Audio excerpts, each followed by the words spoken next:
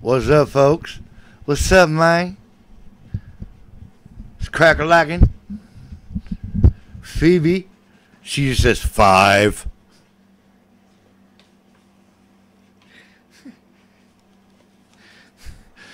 She don't care. She's like 5, nigga. Just take this 5 and you better like that shit.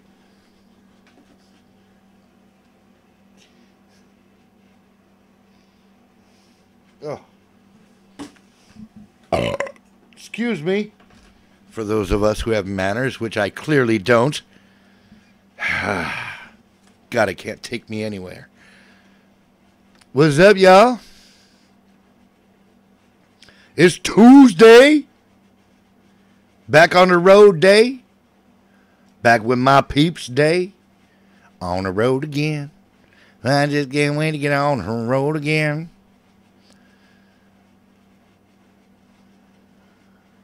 Donald Martino, Jimmy Beam, Miriam, nice chupacabra. Yeah, he's a good boy. He's fucking intelligent. He creeps me out sometimes. Like, I'll be talking to him, just ranting and shit, and like, all of a sudden I'll realize I'm looking at him, and he's got eyes like, I know what you're saying. I don't understand every word, but I feel you, bruh. And it scares me sometimes. I'm like, you're a fucking dog. Don't do that to me. I may have to get the lap. Get the lappy! For fuck's sake, get the lappy! Jesus, for all that is good and holy, get the fucking lappy! I don't know what the the laptop. For fuck's sake. I don't know what I'm saying. Don't ask me. Don't hold me to none of this shit, because I won't remember in the morning.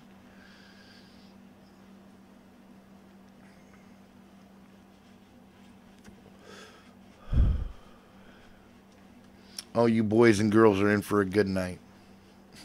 And Miriam's like, yeah, we know. Chots in 5, 4, 3, 2, 1. Ah, sucker fishes, you're all late.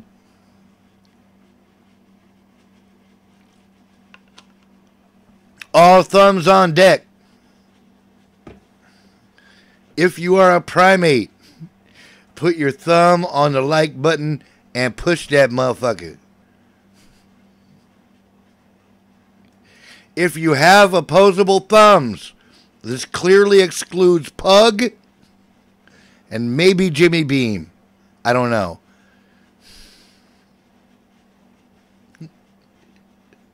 Pug's a dog, and Jimmy, we worry about Jimmy. He's a good man, but goddamn.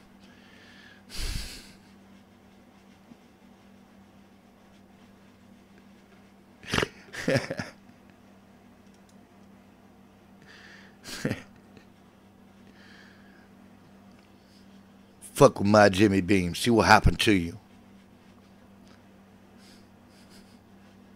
Oh, wrong chat. He busted out the parentheses. Parentheses are a no-go here, bruh. Do you even YouTube, man? What's up, bubonic plague? Hiya, toxic. Good to see you. I got the plague and I like it. My chat got the plague and I like it. I should make a rap song. It has been a cold, rainy day, dude.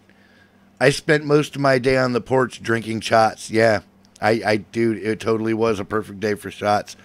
I got my critters fed and the shit that would keep people alive, but after that, it was like, I'm not doing this today. I did get my truck garbage, though. I got that done. My truck went to the junkyard. We had a truck funeral. I splashed some truck holy water on it when they drove it away with the forklift. It was really sad. I loved my truck. God damn it, man.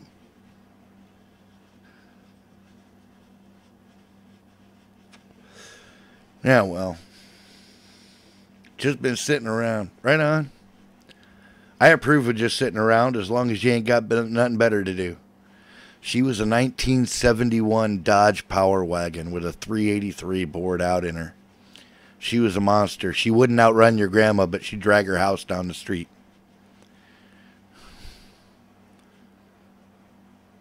I lent her to my uncle, and my aunt drove it to the store and almost hit a deer. But instead of hitting a deer, she swerved into a giant ditch that murdered my truck.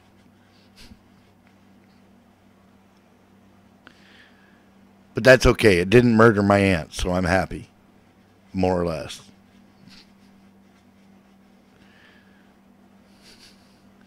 I'm telling you, it was a monster, man. She's doing all right, man. She got a few stitches and she's got a cracked rib, but she'll be okay. Yeah, there ain't nothing that won't heal. It hurts when she laughs. So, of course, we constantly send her jokes on the phone because we're that kind of prick.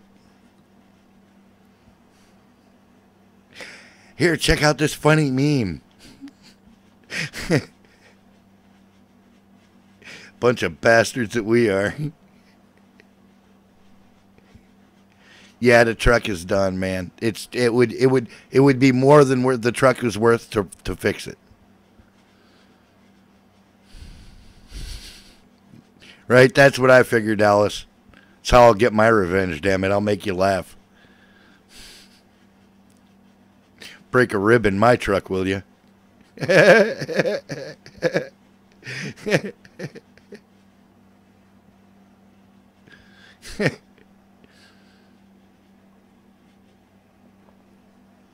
But cheers to the deer. He's in the freezer, you know.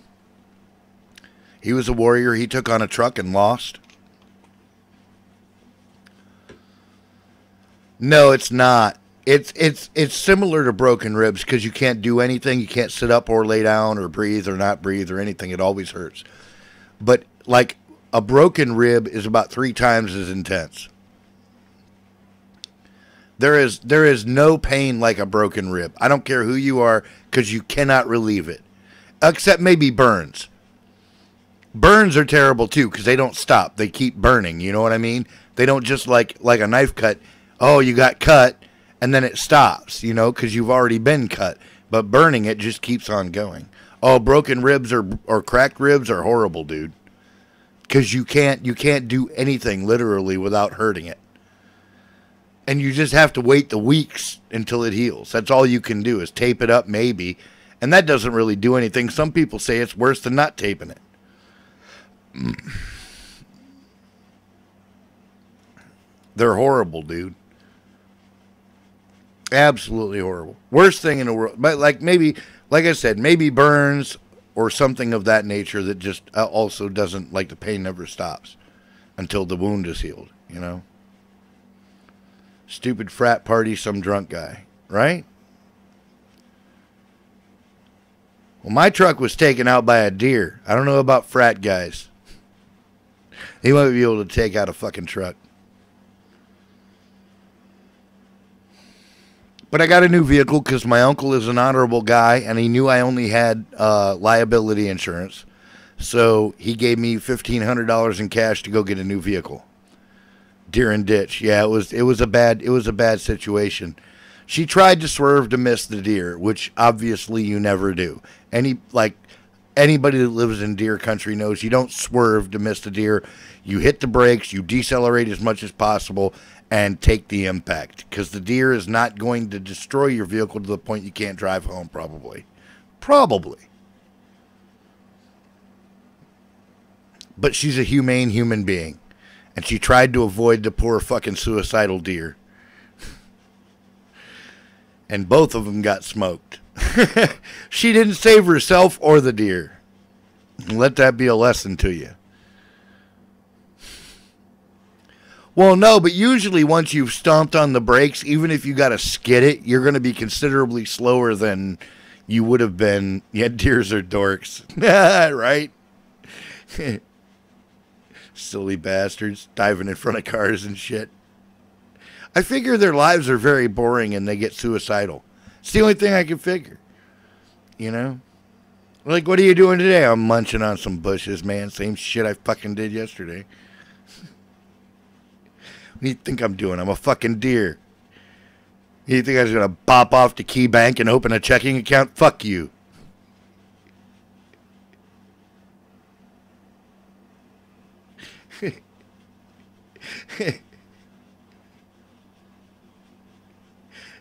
Thought I was going to slip off into Save-A-Lot and get some bargain bologna? Fuck you, dude. Here in about 3 months, some dude's going to come try to shoot me, okay? And my job is to run along the river as fast as I can, so he can't do that. What's your fucking life problem? Would your wife cheat on you? Whoopee. I got 637 wives back here in the woods, and none of them are worth a fuck when that guy's shooting at me. Right on, Phoebe. She got the lappy. She's charged up and powerful and ready to go.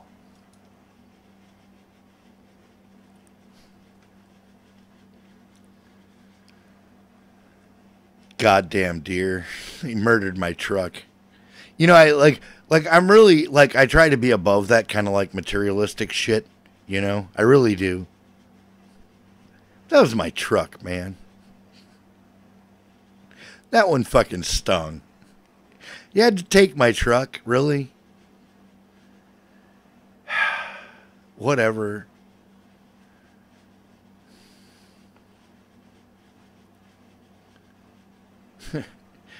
Oh, yeah, I'm okay. You know, everybody's physically all right. My aunt will heal, and, you know, I got another vehicle, so I'll live, you know. Yeah, R.I.P. Power Wagon, man. I had that truck for a lot of years. It was a good truck. Fucker never failed me. Never. I turned the key, I pushed the gas, Power Wagon delivers. Fucking love that.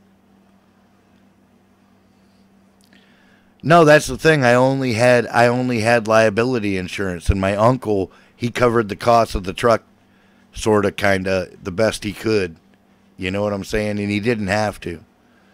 Like, I'd have had to sue him if I really wanted my money, and it would have cost more than the fucking truck was worth. But he busted right out. He's like, dude, we'll go to the bank in the morning. Yeah, it was a 4x4. I got a four-wheel drive now. I ended up with an SUV, a pretty good one, as near as I can tell yet. Now, it's a Jap SUV, but it's an SUV, and it'll probably run for a couple of years while I get another truck. You know, so it's all good.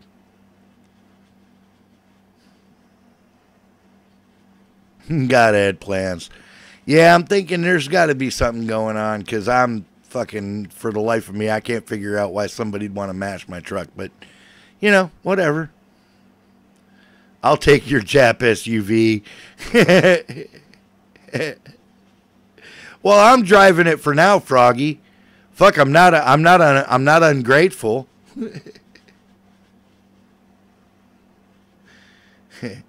Yeah, I really could have been stuck, but I was raised around good people, and I thank God for that.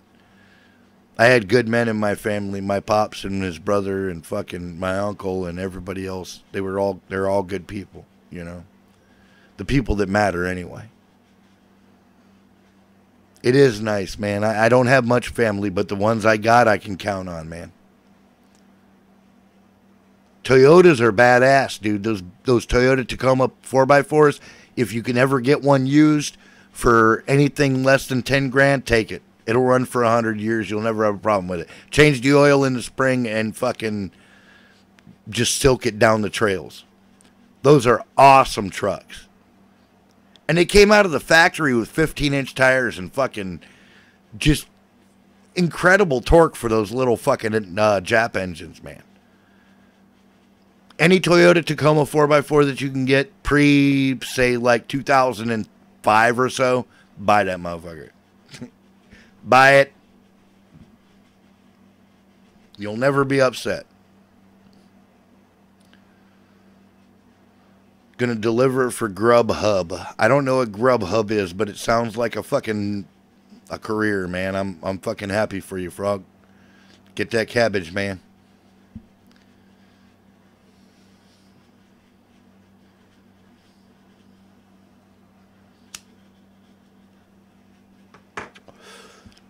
it's absolutely 100% official. As of December 1st, I'm going to have an anvil, which means that I can go ahead and work on my forge. With any luck, I can be up and actually operating by spring. How cool would that be? I could start producing custom pieces for people. Be my own boss, delivering food from restaurants that don't deliver. Right on. Yeah, absolutely, dude.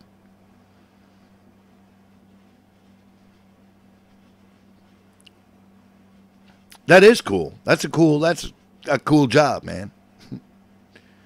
You know, you're providing a delivery service to the businesses that don't have their own in-house delivery service. There's nothing wrong with that at all.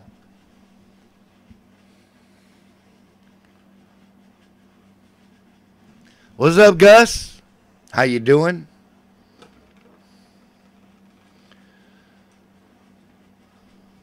It's a gig. It'll get you a few bucks, man. Forged in Fire. Right on. Those guys are more advanced, though. They got a lot of cool tools that I don't have. I just got hammers and shit.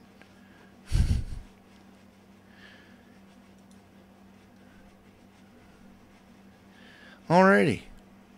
Ladies and gentlemen, what we've all been waiting for, Dan frickin' Bongino.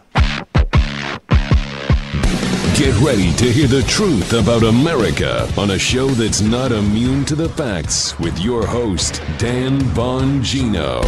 All right, welcome to the Dan Bongino Show. Producer Joe, how are you today? It's showtime. Yeah, I did not ask you that yesterday. Many viewers were highly upset. Really? Of course, it's a tradition. Yes, they were not happy, Joe, so I'll have to ask you twice. Producer Joe, how are you today? Hey, Good? I'm doing How were you great. yesterday? I was doing good. well. Everything's cool, Dano. Yeah, so right when we got off the air, the Rod Rosenstein news broke, unbroke, rebroke, and then unbroke again. Rosenstein's fired. Rosenstein resigned. Rosenstein's not fired or resigned. Rosenstein's meeting with Trump on Thursday. Folks, I was thinking about coming back and reporting it, and I'm like, I am not sure this story's accurate. I'm actually glad we didn't. Yeah. I like to hold out. So I want to get to a couple things on that, and then also, I've been giving you the behind the scenes. What did I tell you about Dr. Ford on Thursday, Joe, the accuser of Brett Kavanaugh, Dr. Christine Blasey Ford? What did I say yesterday? I told you early in the day before listen, I pat myself on the back, don't care. Oh, not go looking for ahead. Go ahead. I told you she is not going to show up on Thursday, or she's not going to testify, I should say. She may be in D.C., but I assure you, she is absolutely not going to be at that hearing. Listen, take it to the bank. I'm going to tell you why in a minute. I've got great inside scoops on this, and it is just terrific stuff. All right, today's show, but we did call it, and now you're seeing that they're already backtracking. Today's show brought to you by our buddies at My Patriot Supply. You supply... All right, so we all know that I got to block out the fucking ads. And I caught that one. I'm about half stoned just staring at the screen. I'm like, dude, you better get that. They're about to use an embedded ad on you.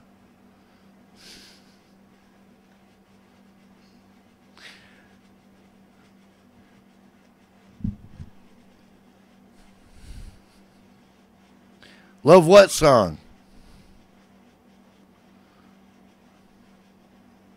Supply for my food. Nah, not yet. It's close to the end. On them right now. You'll save 100.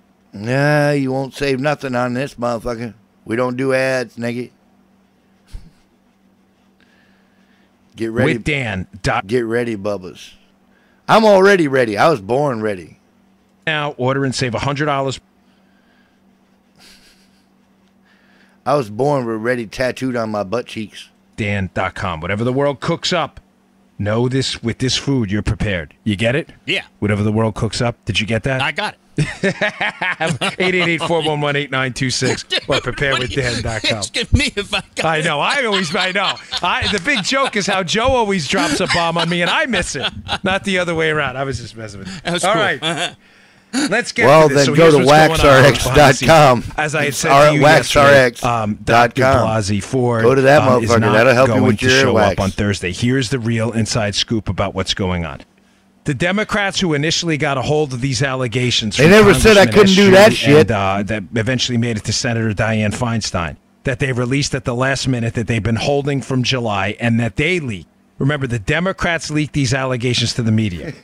What I'm hearing from people people who are in the know here is that the anonymous accusations that she wanted to remain anonymous. Dr. Blasey Ford wanted to remain anonymous.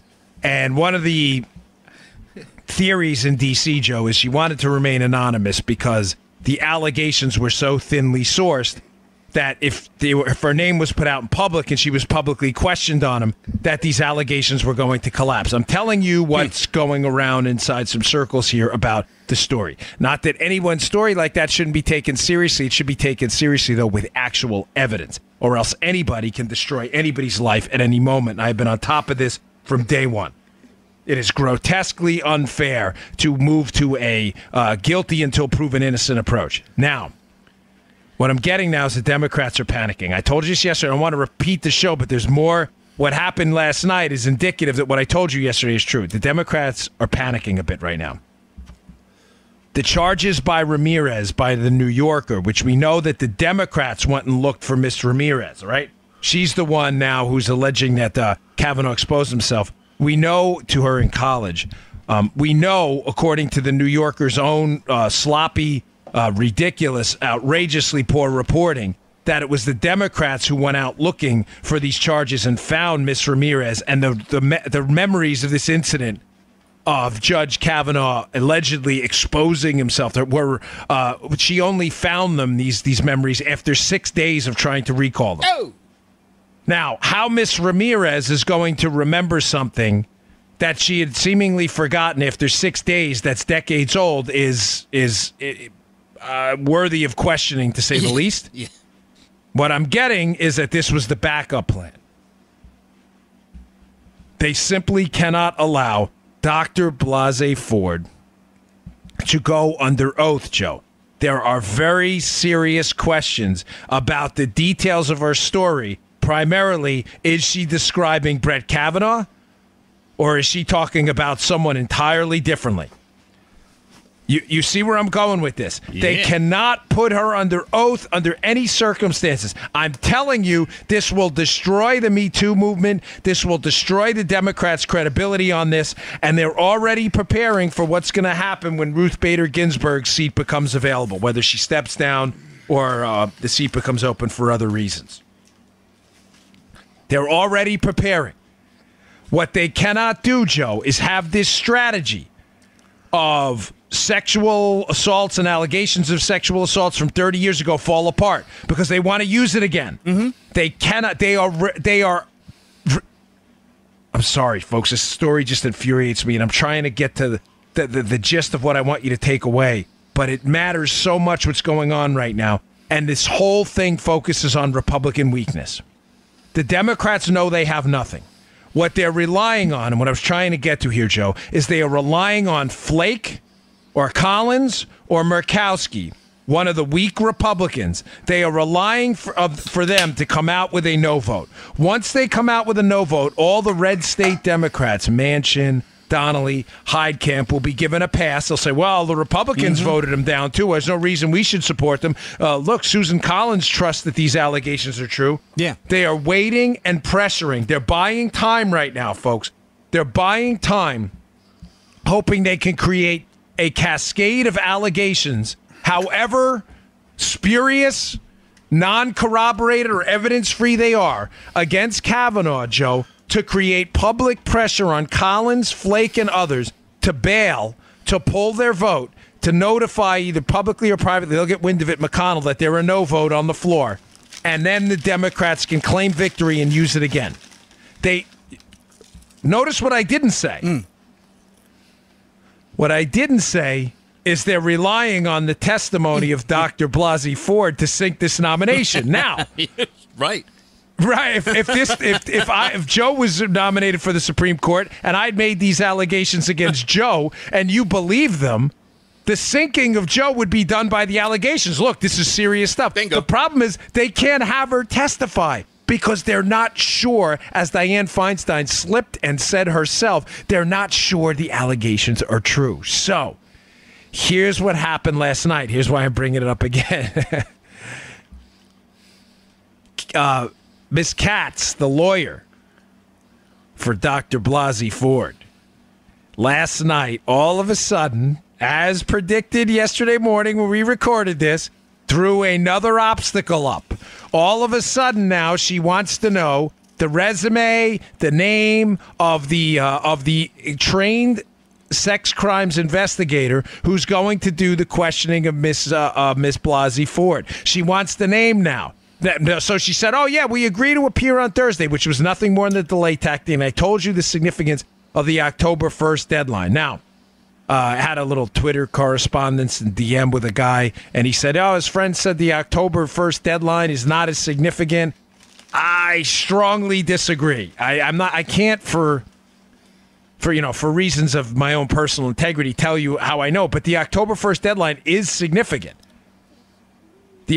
Having her testify on Thursday significantly impacts seating Kavanaugh by October 1st.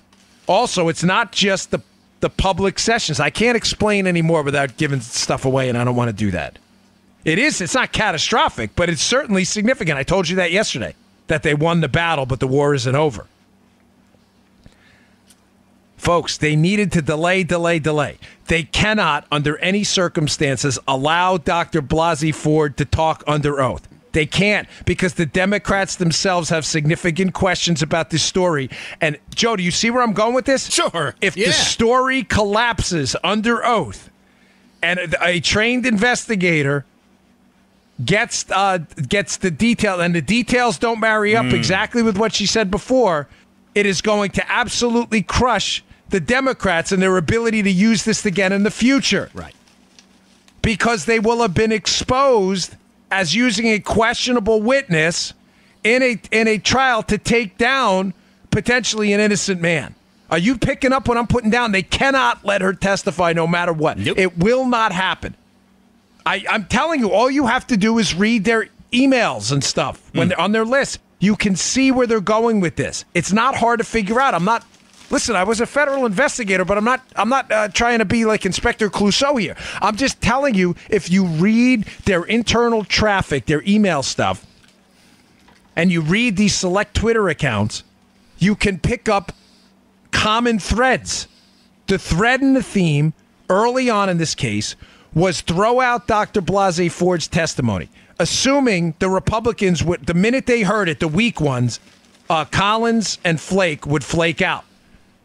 Now, Flake has been putting a serious monkey wrench in this whole thing, but he's not an absolute no yet. This has the Democrats bothered. For as weak as Flake is, they thought they'd have him by now because they smell weakness and they know who Flake is. But Flake's not an absolute no yet. So the goal here, to be crystal clear, is to drag this thing out over a course of days. Keep proposing dates, canceling the dates, throw up a new obstacle. Now the new obstacles, they're demanding the name and the resume of the investigator who's going to question her. If they don't get it, you watch. There is no way they're going to show up on Thursday. Now, so plan number one, delay. Yeah. Hope the public pressure is enough to get Flake to flake out, get Susan Collins to vote no. If that doesn't work, so I hope you're tracking. Plan number two. Right. Introduce new and more salacious, however questionable, potentially untrue, and evidence-free they are. Yeah. Introduce more salacious allegations over the day and create a tidal wave of uncertainty around this nominee, Joe. Yeah. Now it's going to be, as you know, clown guy, Avenatti, who's a clown, who I was on Fox last night and said, you know what, he's an embarrassment to clowns. I want to apologize to clowns. Creepy porn lawyer Avenatti. Throw Avenatti out there. Have Avenatti accuse him of rape trains and gang rapes. Oh, you think I'm making that up? Just Google. This is Avenatti. This is who Avenatti is, right? Yes. It'll get worse and worse and worse. You are going to see, and it's going to create, however uncertain, however evidence-free these allegations are. They hope to drag it out over time to create a cloud of suspicion that Judge Kavanaugh can't possibly escape from. Now, a couple other things about this. So, again, number one, delay it. Number two, if it can't be delayed, create a cloud of uncertainty by introducing more salacious stuff. That's what's going to happen. Create pressure on Flake and Collins. Couple other things. the polygraph. The Republicans have, I think rather smartly, asked for the polygraph. What polygraph? Well, Dr. Ford, who claims she wanted to remain anonymous, took a polygraph before this thing went public. Why you would do that, I'm still unsure. Now, the polygraph, which Joy Behar ridiculously, because she is ridiculous, calls a lie detector test. It is not it does nothing of the sort. A polygraph test does not in any way detect lies. It is a physiological indicator only that helps a trained interviewer detect deception. You know what you ever have a polygraph, Joe? No, I've never had one. No. I've seen them give it, but I've never had one. Yeah, they put a little elastic kind of band around your diaphragm. Mm-hmm. What does that do? Detects changes in your breathing. They put a pulse monitor on your finger. You get a blood pressure measure sometimes, depending on how skilled these guys are. And they measure physiological indicators of what they think are deception. Ladies and gentlemen, a lie detector test does not detect lies. As I said before, you have to be an idiot to believe that. Lie detector tests are not admissible in court because they don't detect lies. They're polygraph tests. It totally involves the skill of the interviewer. Now, importantly, the reason, one, a lot of polygraphs are not admissible is because, number one, they don't detect lies. But secondly, it involves the skill or lack thereof of the interviewer, Joe. So the Republicans smartly asked for the polygraph questions that were administered to Dr. Blasey Ford. Because remember, they did a press release, and what they say, well, look, Dr. Ford passed the polygraph test. So everybody assumed, oh, she must be telling the truth. Well, but, then, yeah. Joe, the truth about what? Huh? No one knows the questions. I can say Joe Armacost passed the polygraph test. Number one, like I said before, it doesn't really mean anything. It doesn't detect lies. Right. But secondly, what were the questions? Now, Yeah. I'm not disputing, and I want to be clear on this, I mean it, that something may have happened to Dr. Blasey Ford. The question is not right now, for the purposes of this, did something happen to Dr. Blasey Ford? It is for her and her family. The question, because she needs to get to the bottom of that if it's causing her some problems in her life. She does. The question is, was it Brett Kavanaugh who was intersected with that incident in the way she says? That's the question for all of us, because he's running to be on the Supreme Court. Not running. It's not an election, excuse me. He's getting ready to be confirmed potentially for a Supreme Court position. That's the question. So I'm starting to notice, and Paul Sperry put on Twitter yesterday, he writes for the New York Post and others, he wrote an interesting little tweet there saying that there are now some allegations surfacing that the polygraph questions, Joe, were questions about an incident. Which, again, I don't have any doubt something happened to Dr. Ford, Joe. Mm-hmm. The question is, was it Kavanaugh who was at that happening? With the air quotes. Did the questions ask, did something happen to you?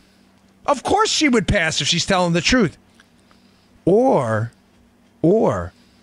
was the question, did Brett Kavanaugh do this, this, and this to you? Ladies and gentlemen, I would be astonished if Kavanaugh's name appears in that context in the polygraph questions. How about that? How about that is right. Mm-hmm. Anybody can pass a polygraph test if they're telling the truth. And like I said, I don't have any doubt something happened to her. I'm just not at all sure, based on the absolute lack of evidence, any corroboration, and the fact that she produced 3 witnesses that say otherwise, that Brett Kavanaugh was that guy. That explains the polygraph. That's what's going on behind the scenes now, too. Well, I don't want to say behind. I don't want to be dramatic. Sperry put it out there. A lot of people are getting wind of this. The polygraph the questions are absolutely imperative here. You see where I went with that, right, Joe? Oh, The question matters. Did something happen? Tonight we're smoking lovely, lovely vanilla flavored cigars. They're actually not that lovely, but they're vanilla flavored, and I like them. So that's what we're smoking tonight. Yes. Yeah. And then the interviewer writes, hey, all indications are she's telling the truth. Okay. Nobody's disputing that. The real question should have been, did Brett Kavanaugh do this, this, and this? That's what we need to know what was asked. Right. Okay? But they're not producing the questions yet. Now, here's another angle. So we have 3 obstruction techniques. They're not producing the polygraph questions. They're asking for the name and the resume of the questioner, and they're going to, believe me, they're going to say no. Here's the third one. The Democrats are now demanding that Mark Judge testify at the testimony on Capitol Hill on Thursday. Why would they want that? Mark Judge, if you don't remember, Judge is one of the guys that Dr. Ford alleges was at the party in question. Mm-hmm. And she also alleges he's the guy, Mark Judge, that jumped on top of them when Kavanaugh was attacking her. Judge Joe, under the penalty of perjury, categorically denies this. He has already come out and given a statement under the penalty of perjury that this did not happen. She's claiming he's a witness. How can he be a witness to something he's claiming absolutely didn't happen? She's giving his name not as the attacker, as a witness. Joe, think about what I'm telling you here. If you go to the cops and say, I was robbed, that guy's a witness, and the guy says, I have no idea what he's talking about, you don't want to bring that guy into court. No. Right? So why are the Democrats, this is important. This is important. So why are the Democrats, not the Republicans, the Democrats so eager to get Mark Judge in front of a television camera on Thursday at this hearing? Because Judge, according to, Judge, not Drudge. Judge has from what I'm hearing, some history of writing about drinking and partying in high school. So what they want to do is and I'm telling you, don't worry, Dr. Ford is not going to show up. But if they can get Judge there, and this may be one of the reasons they want Kavanaugh and Judge to go first, Joe. If they can get Kavanaugh and Judge to go first, they can say, the recounting of and the denial of what happened and the testimony by Judge and Kavanaugh was too traumatic. Dr. Ford is not going to testify today. Don't be surprised if something like this happens. Because what are they going to do? They're going to ask Judge about his history of drinking, all of the parties he went to, and they are going to do a guilt by association thing. Are you picking this up, Joe? 10-4. They want Judge there because Judge, according to what I'm hearing, already has some history of, and it's not, I'm not suggesting, please, at all, anything nefarious at all. I'm just suggesting that, in high school, like most people, he may have went to some parties, but they want to hammer him because they don't have anything on Kavanaugh. So they need Judge as an anti-character witness. And that would be the plan. If push comes to shove, have them go first, say it's too traumatic. Dr. Ford takes her name out of the testimony in the last minute, says, I don't want to do it.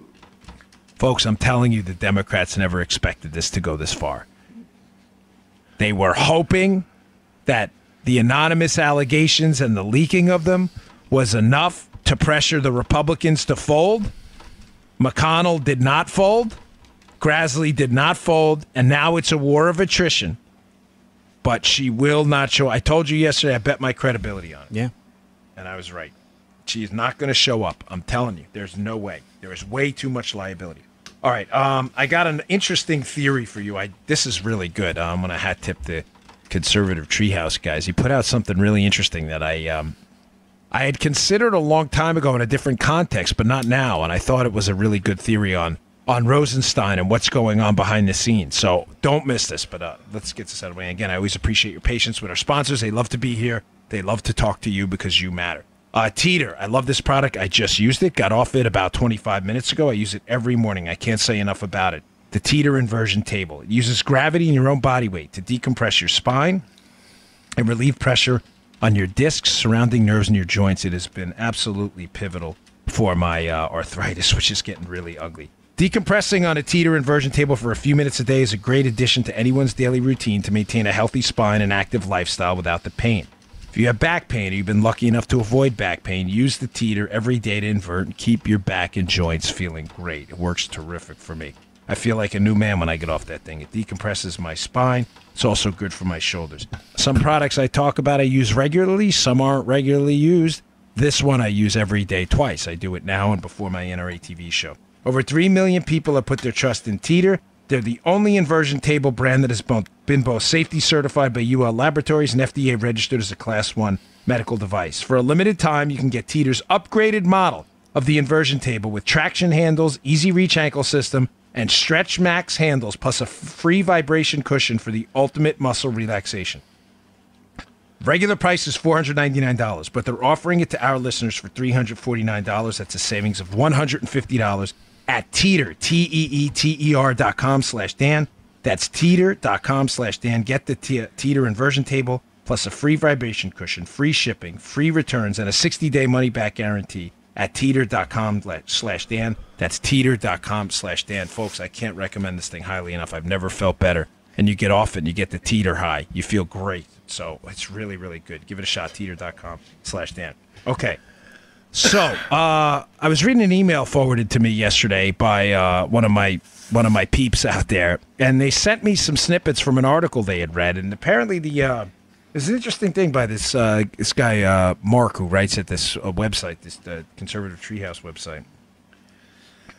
He had an interesting theory on the delay of the declassification and what's going on with Rosenstein. I want to point out two things he makes. 2 points he makes. Number one, that the delay in firing Rosenstein at this point may be a tactically efficient maneuver. I mean, this isn't really groundbreaking, but I'll put it out there before we get to the second one, which is really good.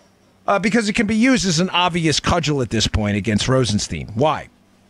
Joe, it's going to be obvious once the declassification comes out of the fourth FISA, the Broussard 302s, and the text between McCabe and others, that there was very, very serious FISA abuse. I mean, none of this is new. Clearly, the dossier was used, the fake dossier, to target American citizens. And the problem and the reason Rosenstein has serious... All right, it's crazy you say that, because right after I got out of jail, the first vehicle I owned was a Geo Tracker. Yeah, the Geo Metro was a 3-cylinder. But the Geo Tracker is this little Jeep thing, man. And I'm telling you, it was a beast. I put it through its paces. I tested that little bastard as far as I felt safe, like in my person, for doing so. And it just took everything I could give it and some. It never broke down. It never gave me shit. The only thing that killed it was getting broadsided by a chick on Route 20. A Metro 4-door hatchback. Right on. I know the Geo Tracker is fantastic, dude. The Tracker, it's like, for me, it's the Ford Ranger of the Geo line. The Geo Tracker, you can't tell me nothing bad about that little motherfucker, because I put it through its paces.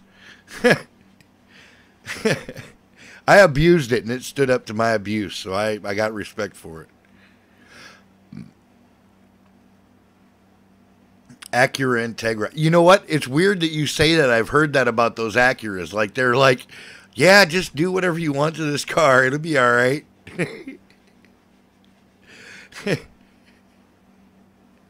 Spring rod wheels and something else. 1 hour, $700. Jesus criminy.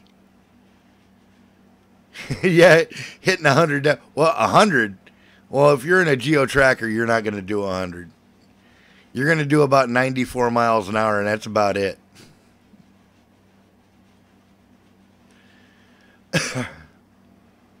We all need to get a degree in garage doors, right? Yeah, we all been in the wrong business.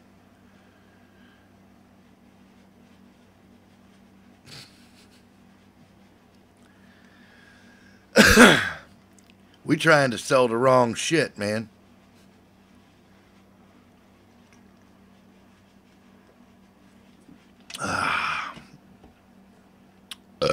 Oh, excuse me. I went 140 once. I went full 140 a lot of times in vehicles that weren't Geo Trackers. I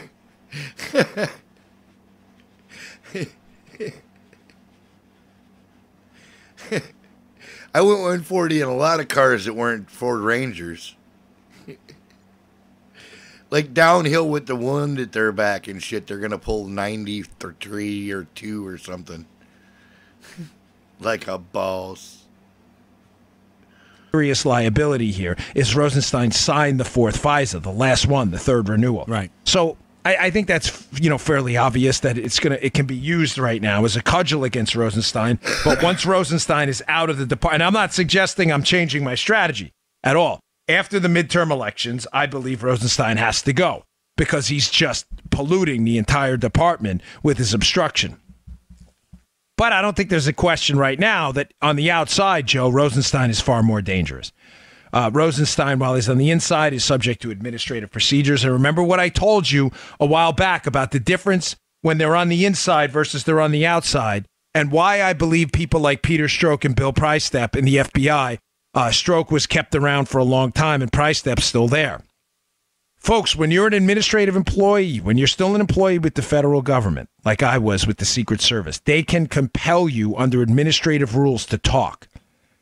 They can compel you under penalty of losing your job.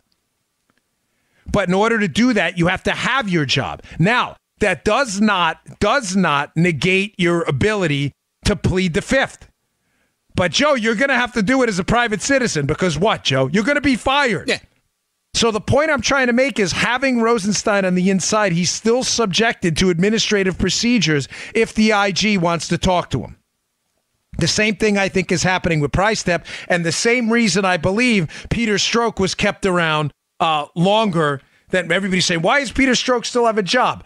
If you listen to yesterday's show, I believe Peter Strzok was involved in an obvious canary trap. Yesterday's show I covered, I don't want to repeat it, but a text he writes there where, hey, listen, we were being honest with the media and the information was just wrong. Why was the information wrong? Was he being fed the wrong information in an effort to trap leakers? Seems highly likely at this point. Again, these are things while they're on the inside they can control. When they're on the outside, you don't have that administrative cudgel anymore. Once you fire these employees from the DOJ or the FBI, there is no administrative cudgel, and they're probably just going to plead the fifth at that point. Claim Fifth Amendment privileges. Second, though, this is fascinating. I didn't really consider this.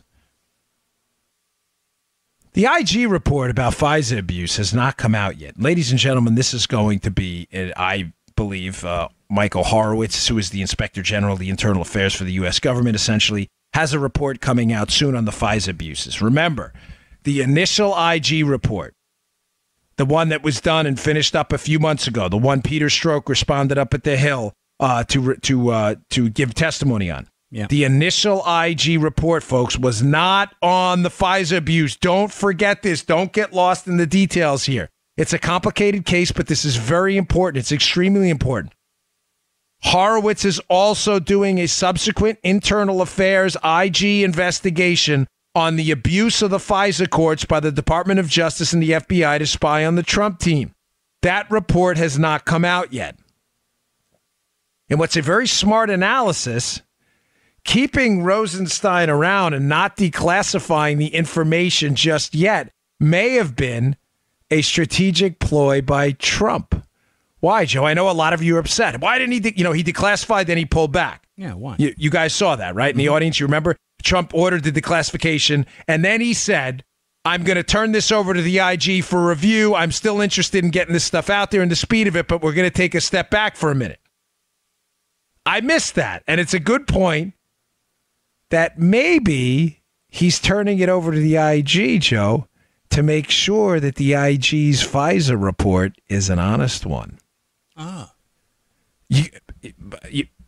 Some in the audience maybe, I promise I'll tie this because this is super critical. You get this. Yeah, go ahead, man. The last report from the IG on Strzok and the Clinton email investigation was decent, but it was not as thorough as a lot of people would have liked. It left a lot of open questions.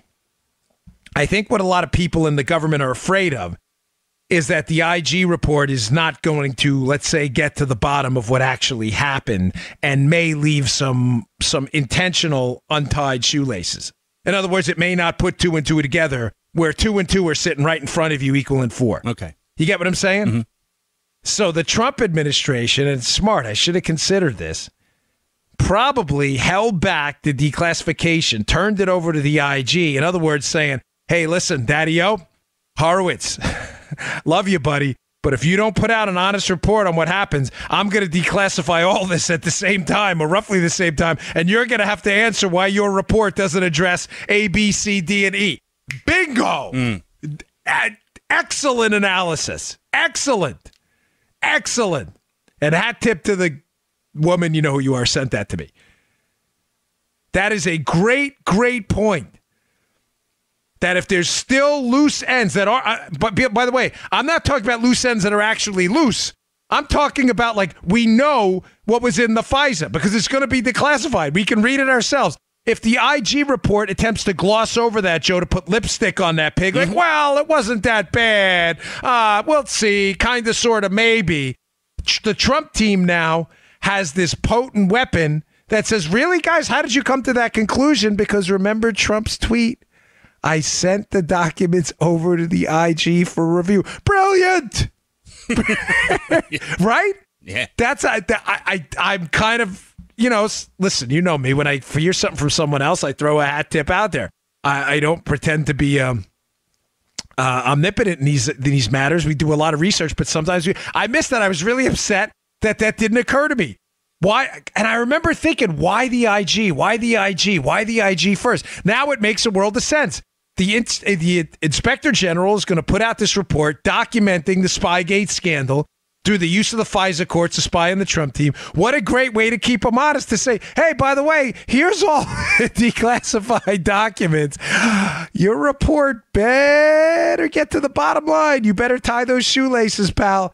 And if you don't, we're going to drop this nuclear bomb out there and show that your report isn't in fact accurate.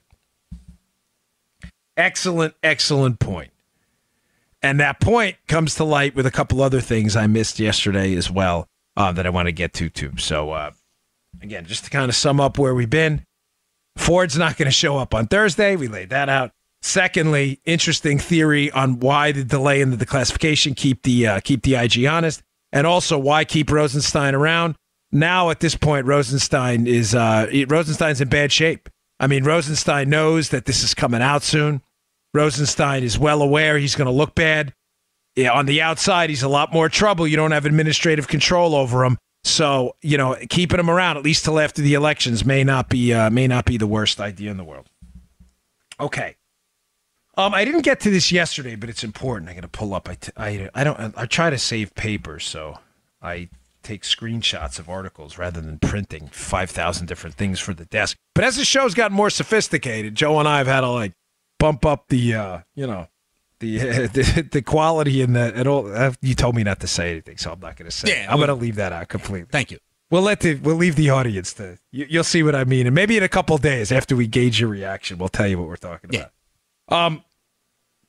Story I wanted to get to yesterday, which I missed because it was such a busy news day, is the two central tenets of this case against Donald Trump for alleged collusion and Spygate are completely falling apart. And John Solomon, I have the story in yesterday's show notes. You know what? I'll put it in today's too. Again, has a story up at the Hill that is absolutely critical and devastating.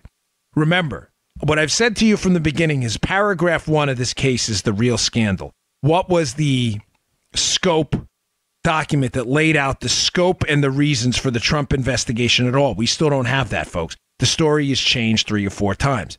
First, it was the dossier, then it was Carter Page, then it was Papadopoulos, then it was back to Carter Page, now it's Papadopoulos again. A couple of things happened you may have missed. One of them I alluded to already in yesterday's show. But the follow-up to it's critical. Number 1, Alexander Downer, who met with Papadopoulos in a piece by Chuck Ross, which is also in yesterday's show notes, has now come out and said that there was, quote, nothing nefarious at the meeting with Papadopoulos. So the allegations that this Trump advisor and George Papadopoulos met with Downer and they started talking about Russian emails and all this other stuff are now completely, entirely debunked by the guy who was actually at the meeting in Alexander Downer. That's out. That's done. That paragraph 1 allegation that's how it started is now completely negated. Over. It's over. What's problem number 2 in Solomon's piece in The Hill? One of the reasons there was heavy demand for a special counsel to investigate Trump, Joe, was not just the firing of Jim Comey. Remember, it happened after the firing of Jim Comey. Mm-hmm. But that wasn't the only reason. One of the reasons they used was the intelligence community assessment released in December. Remember these 17 agencies. The 17 agencies came to the conclusion that the Russians tried to impact the election and they did it to help Donald Trump. Mm-hmm. Let me read to you.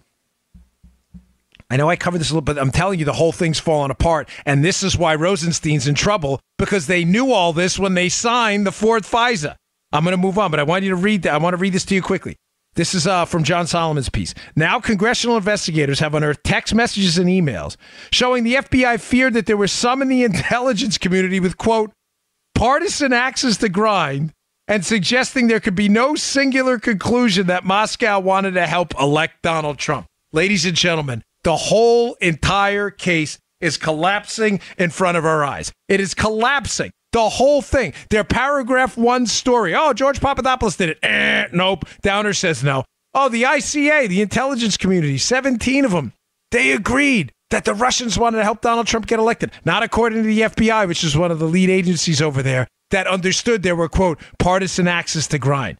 They know they are in a world of trouble right now. They cannot nail down a reason to put together retroactively and reverse engineer a case against Trump. They were praying Bob Mueller would come in and rescue them and shut enough people up or dig up something that it would keep the press hot on the trail of Donald Trump, and it is not working. And this pending release of the FISA has them absolutely stewing. They do not know what to do, folks. They are freaking out right now. Trust me on this. The Democrats know it's coming. They need this Kavanaugh story to stay alive and keep this out of the news, because it is going to be devastating when that information comes out. Okay. Folks, did you see what happened to Ted Cruz last night? I heard about it, yeah. Yeah. This is bad. It's getting ugly out there. Now, I have an article in the show notes today from the Washington Examiner, and thank you all for this, by the way. I really appreciate you all responding to these polls the right way. A GOP voter enthusiasm poll is up dramatically. The Democrats had a 12-point gap in enthusiasm when they asked people, quote, are you very interested in the upcoming election? That's the actual question, using the term very interested, so you understand the methodology. The Democrats had a 12-point advantage in that poll, which is catastrophic in a midterm election. Keep in mind, folks, in a midterm election, just so you understand the dynamics of electoral politics, I don't want to bore you with the wonkery, but having run in both a presidential and a midterm, you understand, and you get briefed on it from consultants and stuff how this works. Midterms traditionally favor Republicans. In other words, non-presidential elections. Why? Again, I'm just giving you the statistics. This is not in any way, dispositive. Things can change. But the electorate tends to be a bit older.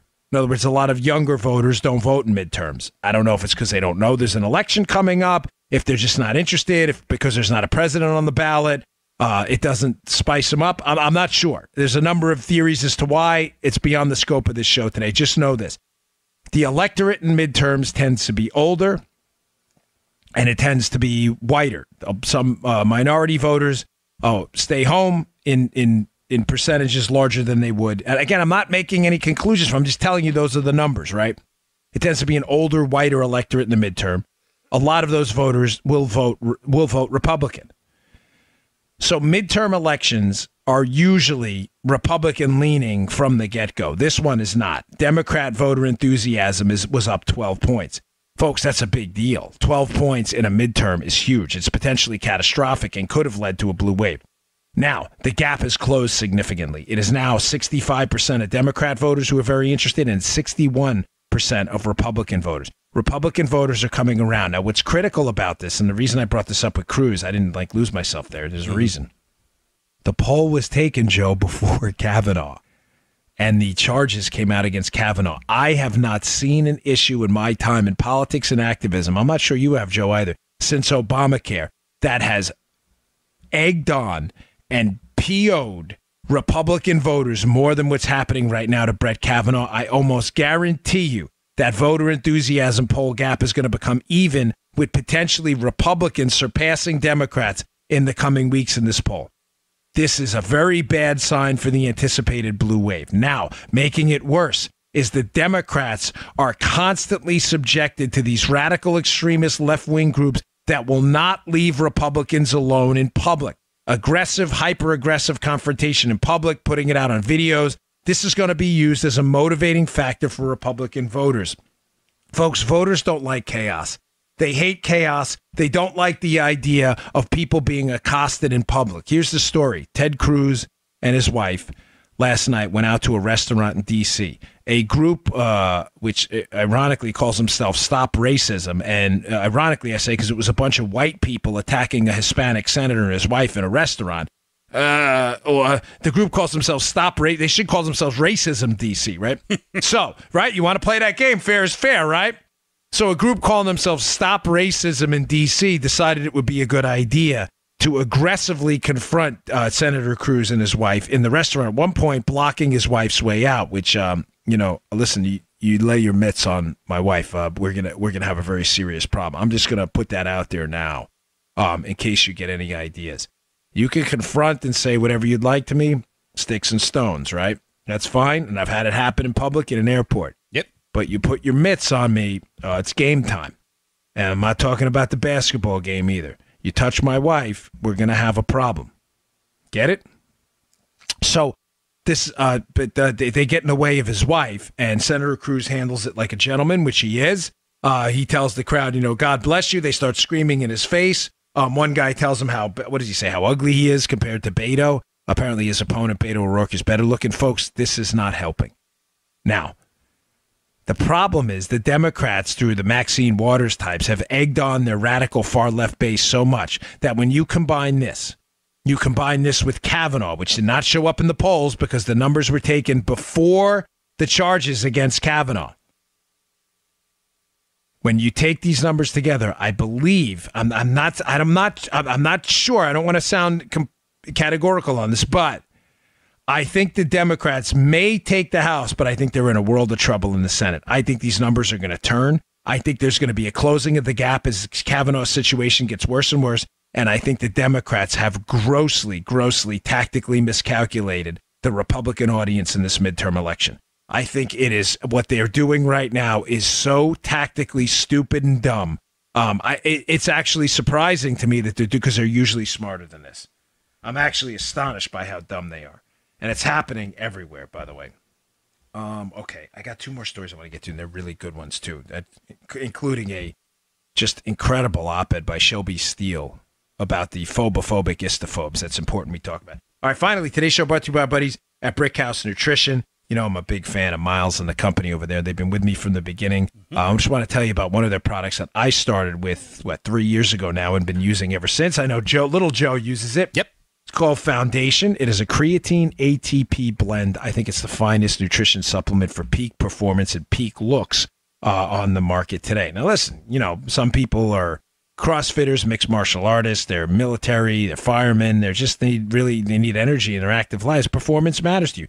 Some people, I don't know, you're young, you're single, or you're married, you're not single, you want to look good for your wife, you still want to look good. Well, what if I told you there's a product that did both of those things? There is. It's fantastic. It's called Foundation. Now, if you don't believe me, take the mirror test. This is a Dan Bongino original. Go pick up a bottle of Foundation at brickhousenutrition.com/Dan. That's brickhousenutrition.com/Dan. I'm so confident it'll work. I ask you to take the mirror test. Go look at yourself in the mirror. Take a little mental snapshot. What do I look like? Shoulders, the pectorals there, the deltoids, the latissimus dorsi. What do I look like? I know the whole anatomy chart from years of doing bodybuilding and stuff. Trapezius, serratus, supraspinatus, infraspinatus, teres. I'm telling you, I can go through the whole anatomy chart, right? Look at yourself. Load up on this stuff. Take it according to the instructions. I say load because creatine has to load in your system. It takes about 5 days. Then take another mental snapshot of what you look like 5-7 days later. You're going to be like, whoa, doggies. Stuff is terrific. You will not regret it. The reviews are spectacular. Go to brickhousenutrition.com/Dan. That's brickhousenutrition.com/Dan. Pick up a bottle of Foundation today. Okay. Shelby Steele has a tremendous op-ed in the Washington, actually not the Washington Post. Did I say that before? I meant the Wall Street Journal if I said that. Sorry. Shelby Steele is a gifted writer, and he comments on identity politics and issues like that often. And his work is incredible. And he talked about something that I want to discuss today and kind of end the show on, because it's important, folks. He talks about how the left, how we should all smile a little bit. I know we're living in really tough times. I get it. I'm not Tony Robbins. I'm not trying to give you all an inspirational speech, but I think unlike some commentators out there, a lot of good people who do really good work. I left my job to do it, and I know what it's like to be viciously attacked by liberal media folks while you're running for office. It's brutal. They will find anything on you. They will lie about you. It's just a horrendous experience. So this means a lot to me. And one of the things media people do all the time is they attempt to create narratives or storylines. Those storylines are rarely, if ever, based in fact, and the storylines are typically targeted against Republicans.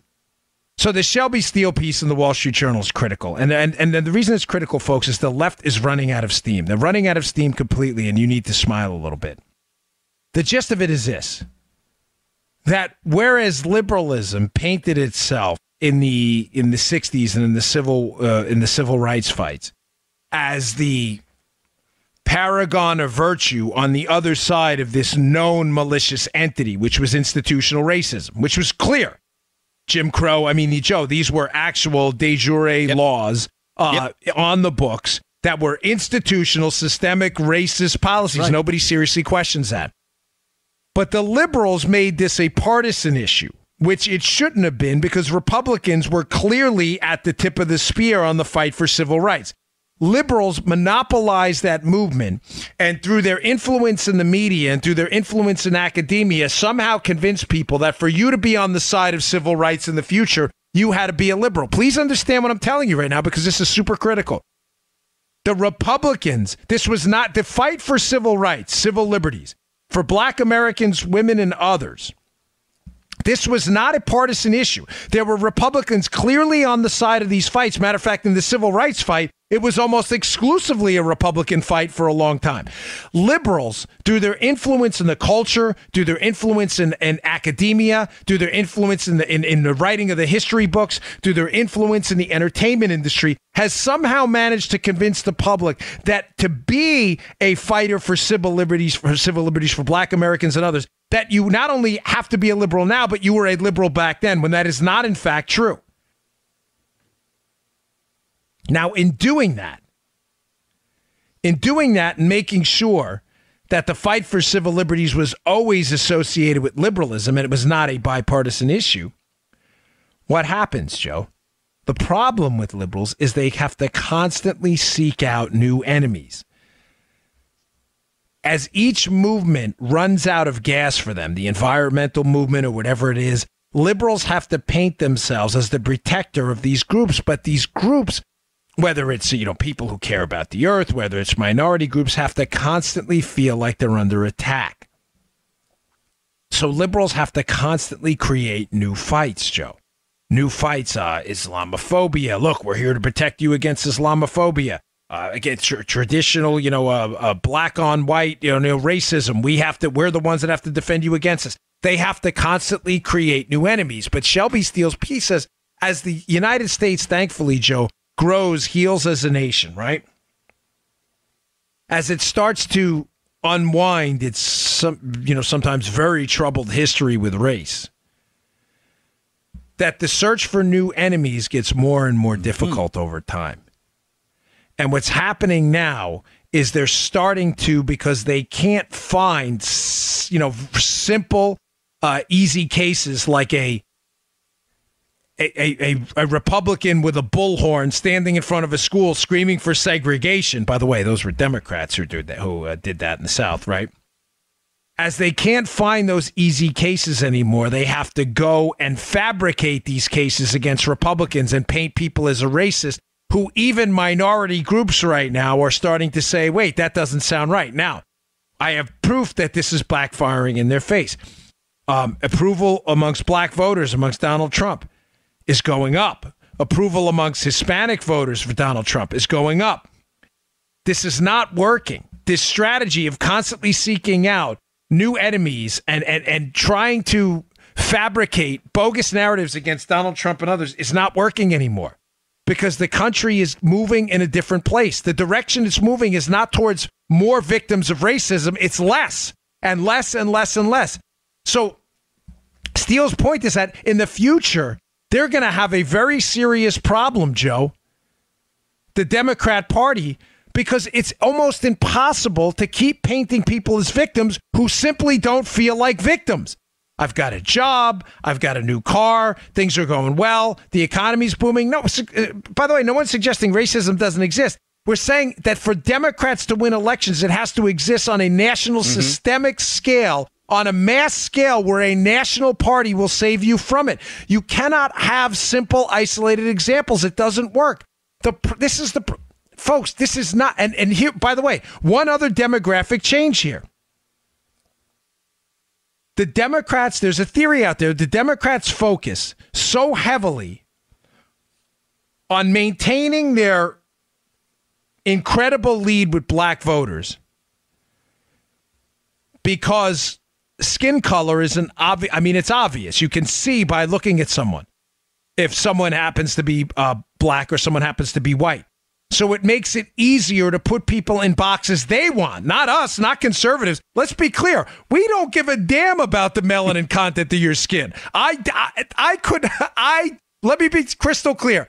No one I know in the Republican movement gives a damn about the melanin component of your skin. The Democrats do.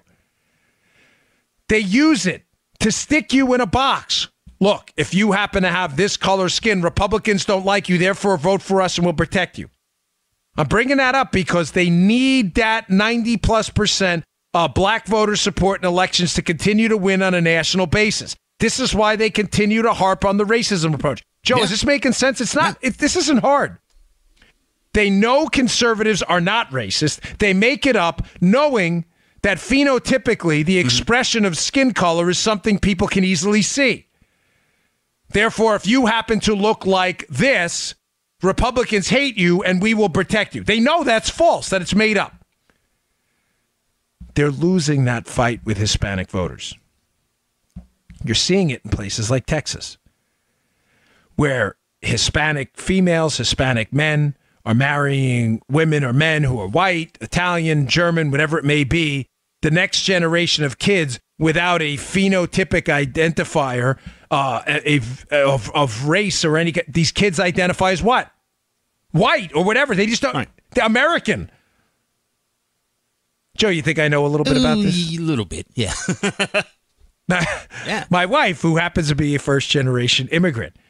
Ladies and gentlemen, we don't practice identity politics in my house anyway, but my kids they're not white, they're not Hispanic, just Americans. I've never once heard my daughter go, Daddy, am I white? Or they don't care. But there's no phenotypic identifier for the Democrats to constantly target them and make them victims because my daughter is like, what do you mean? I'm a Hispanic voter and Republicans hate me, so I'm supposed to vote for Democrats? I don't get it.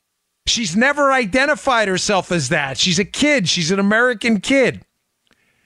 This is why they continue to target the black community. But over time, as the black community, thankfully, as racism starts to ebb and the incidents of racism become more and more isolated, and the people who practice racism become outcasts and become shunned as they should be by society, it's going to get more and more difficult for Democrats to appeal to black voters to say, look, we're here to protect you against those awful, horrible Republicans, because as black voters, as the economy improves, their job prospects improve, they're not going to get it. They're going to be like, I don't understand. I'm not being targeted by my skin color on some mass scale, like you said.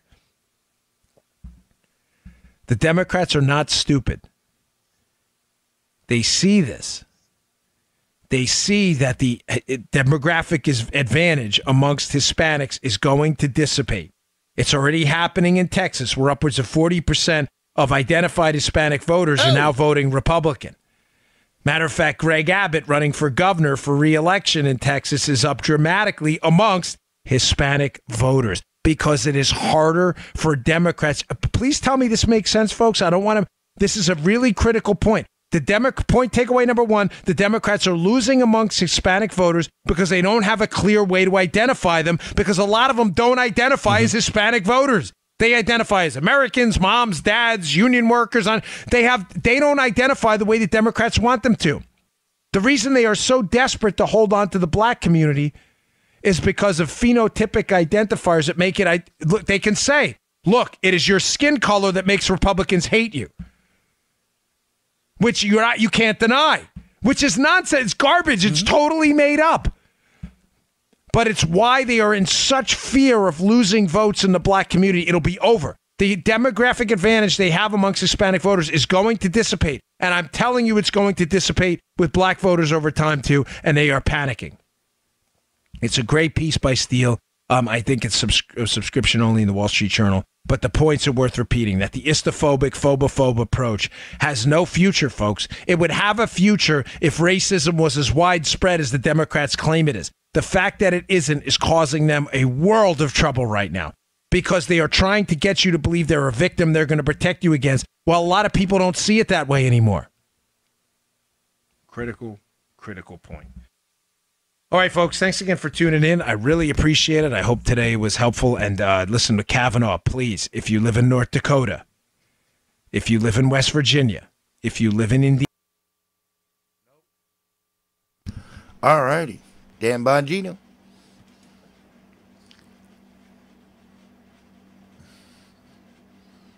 Yes, Dallas is working.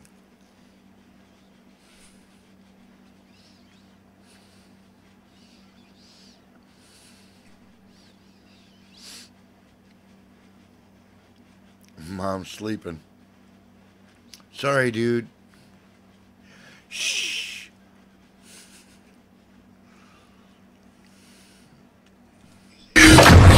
He's here. Now, broadcasting from the underground command post, deep in the bowels of a hidden bunker, somewhere under the brick and steel of a nondescript building, we've once again made contact with our leader, Mark Levin. Hello, everybody. Mark Levin here. Our number, 877-381-3811. 877-381-3811. Let's put a few markers down here. Welcome, America. Now we have two accusers. What do these two accusers have in common? What do these two accusers have in common? Not a single witness. Not a single person. Best friends, roommates in one case, family members, not a single person who will corroborate or who can corroborate what they're saying. Not one among the two of them. That's just for starters. They're both Democrats. They both are being advised by partisan Democrats. They both have played into the 11th hour sabotage effort of Chuck Schumer and the Democrats. We have to change the entire notion of justice in the country, where the accuser can make the accusation and the accused is guilty until the accused can prove his innocence. What does that mean? How can that possibly work? How can that possibly work? Now we're told we're going to have this hearing Thursday, and it's just about impressions. Impressions. So now we have a soap opera. That's right, a soap opera. Well, Mark, don't you care about women's rights? I sure as hell do, and I think Ted Kennedy should have been prosecuted for murder. What do you think about that? And I think Bill Clinton should have been prosecuted for rape. What do you think about that? And I think Keith Ellison should be removed as deputy chair of the DNC, and the Minnesota Democrat Party should pull his ticket, and he should be under investigation too. So I do care for women. But I don't care for kangaroo courts. That's what I don't care for. And don't make any doubt about this. The media love it. They love it because their ratings are up. The media love it because on Thursday their ratings are going to go through the roof. They're going to sell more Clorox. They're going to have a hell of a time. It's going to be wonderful. They're all going to get their haircuts, extra makeup, have their eyebrows trimmed. They'll get their mustaches trimmed, the men and the women. You watch. This is a big event for the media because it's a circus, and they help create it. And I hope you watched my show on Sunday night at 10 p.m. Turns out millions did. And I hope you watched Levin TV tonight. I hope you watched it last week. We have an enormous family of subscribers now. As we walk through these issues, and the media, which claims to defend the liberty of the individual, which talks about freedom of the press and freedom of speech, the media would reject all the rest of the Bill of Rights. So when a man is accused, a man is guilty because he's a man. And then we get lectures generally about sexual harassment, sexual molestation, including from people who may well have been involved in it themselves. This isn't a general matter. This isn't a policy matter. This isn't a political matter. It's a matter of an individual. That's what happens in court, and that's what's supposed to happen in the front of this committee. That's what's supposed to happen. Not one witness, neither of them. Now the latest, Ms. Ramirez. She didn't have a very good memory of what took place. But 6 days with lawyers, suddenly, her suppressed memory, her repressed memory has been clarified. She wasn't sitting with psychologists. She wasn't sitting with criminal experts. Her lawyers. The lawyers somehow brought her back. And she has details, not a lot of details, but some details, enough to know that she knows what she knows. That she's confident.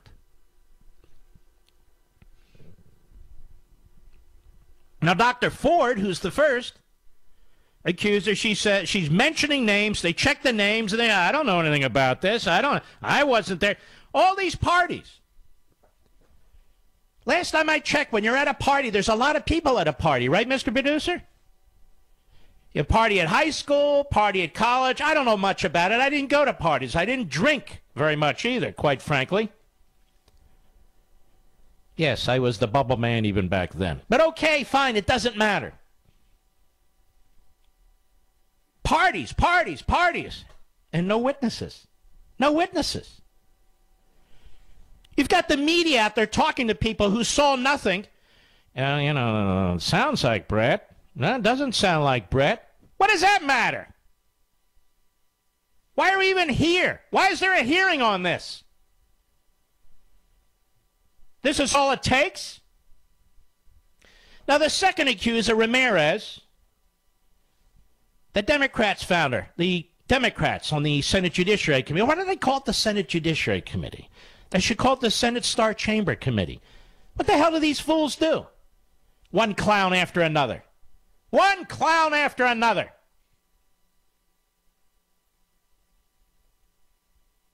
So Ramirez, the Democrats on the Senate Judiciary Committee find her. Then she's really not sure. I don't know if I want to come forward. 6 days later, it's like the Stockholm treatment. 6 days later, what they do, waterboard her? She comes forward and I remember everything. The clarity's in my mind. Brett Kavanaugh. I don't really want to come forward. Have you ever seen so many people who don't want to come forward coming forward? Have you ever seen people come forward and make allegations with not a single witness? I'm at a party. I don't remember where I was. I don't remember when it happened. I don't remember who was there. But it's him. He did it. Now, that's a little too convenient. I'm sorry. You got Juanita Broderick, with specifics, details. He bit my lip. I went to the doctor. I had to do this. I told so-and-so. We don't want to hear from you. You're not a professor. You're a deplorable. We don't want to. Paula Jones, he showed me this. He asked me to do this. I immediately told so-and-so. We don't want to hear from you. Kathleen Willey, I went into the Oval Office. He grabbed my breast. We don't want to hear from you. They all left the scenes and have told people immediately, here, nothing. And we're told this is the way it always works. I just gave you 3 examples where it didn't work that way. I've had women call into my program, tell me they were sexually assaulted. It didn't work that way for them either. Why? Why after 36 years, 35 years, do people get the benefit of the doubt? Why does Kavanaugh not get the benefit of the doubt like every other person who's accused of a crime? Man's adjudged 12 years on the second most powerful court in the nation. We hear nothing. The man's name is on Trump's list for almost 2 years. 2 years to prepare if you're going to hit him. We hear nothing. They have their hearings, which was a clown show in and of itself. They raise nothing. Hearing's over, going to take a vote. Oh, yes, Ms. Feinstein, what do you have? Well, I got this letter. But it didn't even come up that way. She got a letter. She didn't share it with the Republicans. Republicans had to beg for the letter. But you see, Dr. Ford didn't want to come forward, which is why she contacted the Washington Post. Now, if you want privacy, right, you contact the Washington Post? No, I don't think so. This thing stinks from top to bottom. And we're going to give the Democrats a pass? What they did to Bork, what they did to Thomas, what they did to Estrada, what they did to a dozen other wonderful individuals who are qualified to be federal judges? And now this guy Kavanaugh, it's like an Eagle Scout. And you'll learn tonight, he was a virgin right up into almost college. But they have him painted as a serial sexual predator. And this disgusting puke, this slip and fall sleazeball lawyer, Google his name, Michael Avenatti, or whatever the hell his name is. See his past. See the lawsuits that have been filed against him by his own partner. Out there making the most disgusting comments possible. And CNN, Brian Stelter, I'll deal with you, you little ass, in the last hour. Don't worry. You sit on the edge of your chair and you record every damn thing I say.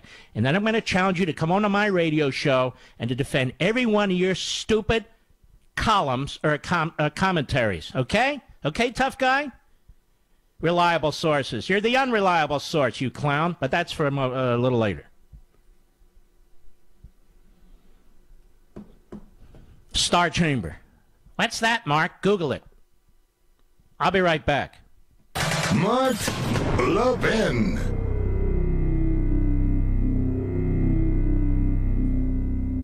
Let me try this. So even the Democrats on the Senate Judiciary Committee and its CNN and MSLSD can understand, although they will reject it, being who they are and what they are. Why shouldn't I believe Brett Kavanaugh's denials? Why should I believe his accusers? It's Brett Kavanaugh who's the public man. It's Brett Kavanaugh who chose to be a public man. It's Brett Kavanaugh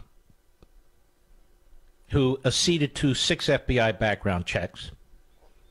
It's Brett Kavanaugh who had a high-profile position in the Bush White House. It's Brett Kavanaugh who's written over 300 public opinions and has sat in a public position on the D.C. Circuit Court of Appeals for 12 years. It's Brett Kavanaugh whose name was on the Trump list of potential justices of the United States. It's Brett Kavanaugh who opened himself to the hearing process, will or won't come, in terms of issues and so forth. Didn't sound like to me he had anything to hide. Did it to you, Mr. Producer? No. So why shouldn't I believe him?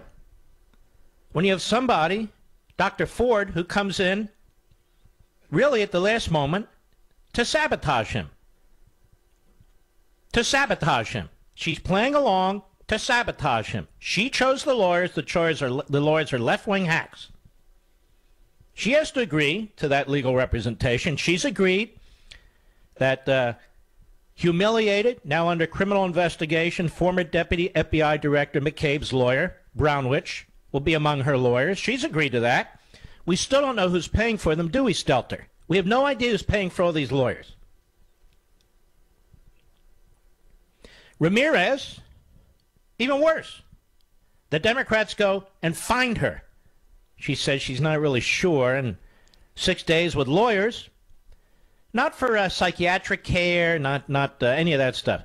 No, with lawyers. The lawyers, they'll figure it out. Suddenly her thoughts have been clarified. Well, why should I believe her? Why should I believe her? They don't have a single witness, either of them, to any of it. Not one. The issue is the New Yorker. What a disgraceful joke of a magazine. And this guy, Ronan, what the hell? Farrow. Frank Sinatra's son. He looks that way to me. Maybe I'm wrong. What the hell do I know? Ronan Farrow. Very proud of himself out there. I watched him spinning on TV today. Well, most women this and most men, we're not interested in most this and most that. We're interested in these cases right in front of our faces. That's how it works, Ronan. That's what a reporter's supposed to do, Ronan.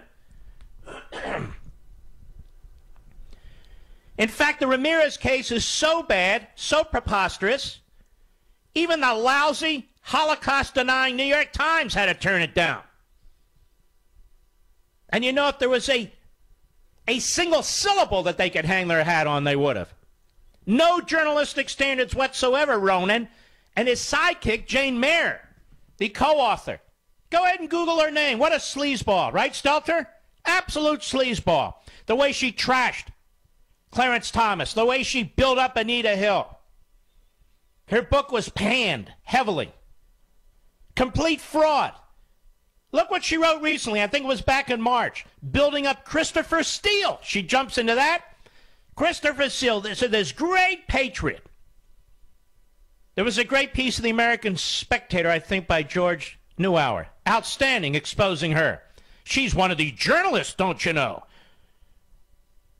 At the New Yorker with Ronan Farrow, who wrote about Ms. Ramirez.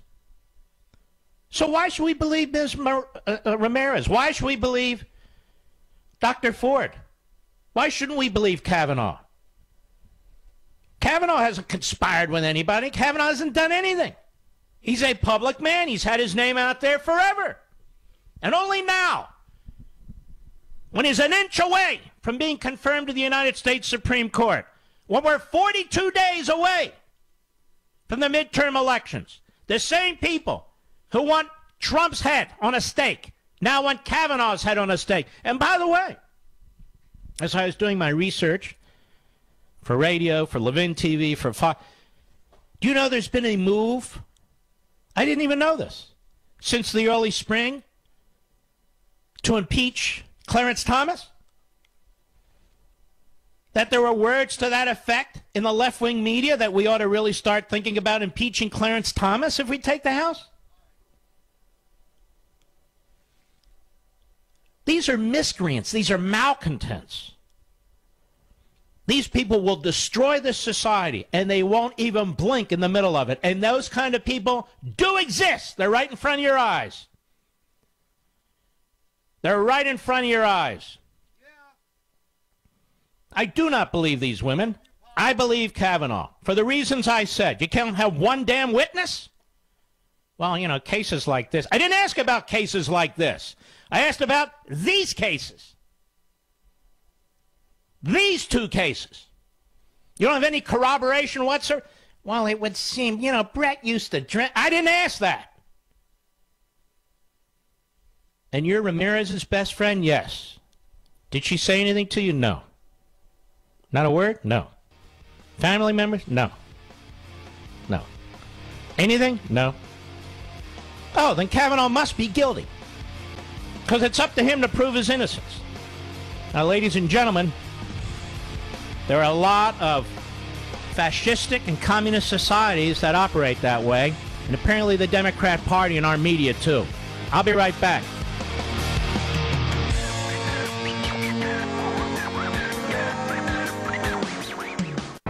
If you turn off your radio and open the window, you can probably hear him straight from the studio. Call Mark Levin at 877-381-3811. You know, ladies and gentlemen, it looks like the American media, most of them, and the Democrats, the Senate Judiciary Committee, and in Congress generally, have stolen the Russian legal system. Looks like they've colluded with the Russians to use their legal system. They have the mindset of Vladimir Putin. They view their ideological and political adversaries as absolute enemies, and they are guilty of whatever they're accused of, however they're accused. It doesn't much matter. They're guilty. And so they reject the American legal system. They reject justice generally, where you're innocent until proven guilty. And they embrace Putin's Russia. I've told you all along these attacks on Trump never made sense. So we have the Putin Democrats now in the Senate Judiciary Committee, the Putin Democrats. And I want you to think about this, the old Russia and then the Soviet Union and Russia again. How they treated people. How they treated people. You're accused of blaspheming the state. How do you plead? Not guilty. Okay. Now prove that you didn't. What? Prove that you didn't. Or you're going to serve 30 years in hard labor in Siberia. Or at MSNBC, one or the other. I think I'd take Siberia. MSNBC is the Siberia media. Right, Andrea Mitchell? Look, they even use guys like Brian Williams, a complete nut job. But I'm quite serious about this. Russia, Russia, Russia. Okay, Russia. Watch them Thursday, right there in the Senate Judiciary Committee hearing. Now, there's one silver lining here, ladies and gentlemen. I mentioned this last week. You're pretty pissed off, aren't you? You're ticked off. The Democrats in the Senate Judiciary Committee and the Democrats in the media have actually invigorated, or maybe reinvigorated, the Trump base and the conservative base. That's what they're doing. And I predict they'll even do more of it on Thursday. There's a point at which they're getting the attention of the vast majority of the American people, and they're going, what the hell is this? What the hell is this? You don't have any corroborating witnesses? You really have nothing? Two? The Democrats were involved in springing these tactics at the very last minute, these sleazy tactics, and they've been doing it for 31 years? 31 years. The Democrats are out there trolling for dirt. They found this lady Ramirez, whose memory wasn't very clear, and then after 6 days with the Russian lawyers, a.k.a. the Democrat lawyers, suddenly light bulbs are going off everywhere. Everywhere. The New Yorker. What kind of sleazeball magazine is the New Yorker? But don't worry, Ronan Farrow was there. Well, then I guess he's right then, right? Judge, jury, Ronan Farrow? This isn't Hollywood, Ronan, where you had most of these people dead to rights. You don't have a single damn witness. Not one. And you partnered up with a real sleazeball. Am I using sleazeball too much? Oh, wait till the third hour with this guy Stelter. Am I using sleazeball too much, ladies and gentlemen? Let me tell you something. As somebody who really does cherish the Constitution, as somebody who really does cherish the Bill of Rights, as somebody who really does cherish the First Amendment, as somebody who really does cherish freedom of speech and freedom of the press, and understands the history behind it, and how far back it goes, and how many lives have been lost to ensure that we have these liberties, I am disgusted with the phony modern media in this country that abuses their protection, that abuses their immunity, and pretends that they're journalists. They're not journalists. Name one journalist at MSNBC. One. Name one journalist at CNN. One. All apparatchiks of the left, of the Democrat Party. Name one conservative who's a host or a journalist at either of those networks. And by the way, there shouldn't be conservatives and liberals, but play along. Name one. I didn't say Republican. I'm not talking about guests and contributors. They've cleansed those cable networks. They've cleansed them. I can name a bunch of liberals at Fox, some of whom I can't even stand, but I have to keep my lips sealed. I can't name a bunch of conservatives at either of those other two carbon footprints. Unbelievable. And look at the backgrounds of some of these people. Go ahead and Google Jeffrey Toobin's background. See what a complete, may I say, sleazeball that guy is. And there's other over there at CNN who are hiding under the table, and I know who you are, and you know exactly who I'm talking about. But this guy Kavanaugh, he's chosen because he's had 6 FBI background checks. He's chosen because he's a public man and has been a public man for a long time. He's chosen because he has over 300 opinions for people to analyze. He's chosen because he's a goody two-shoes for the most part. And look, if they can do this to this guy, they can do it to anybody. And let me tell you something. If it wasn't Brett Kavanaugh and it was Sarah Palin, what do you think they'd be doing? You think they'd be talking about women's rights? You think they'd be giving us lectures about sexual harassment and male domination? Do you think we'd be hearing about 100 years of old white men and what they've done to society? Do you think that? No. Well, what did they do to Clarence Thomas? What did they do to Clarence Thomas? Did they talk about the history of what's happened to African Americans in this country and even before there was a country? No, not one word. It doesn't matter to the left. They go right into the stereotype with Clarence Thomas. The media, the left, happy to do it. They throw their stereotypes all over the place as long as the ends justify the means. Just look at how they conduct themselves.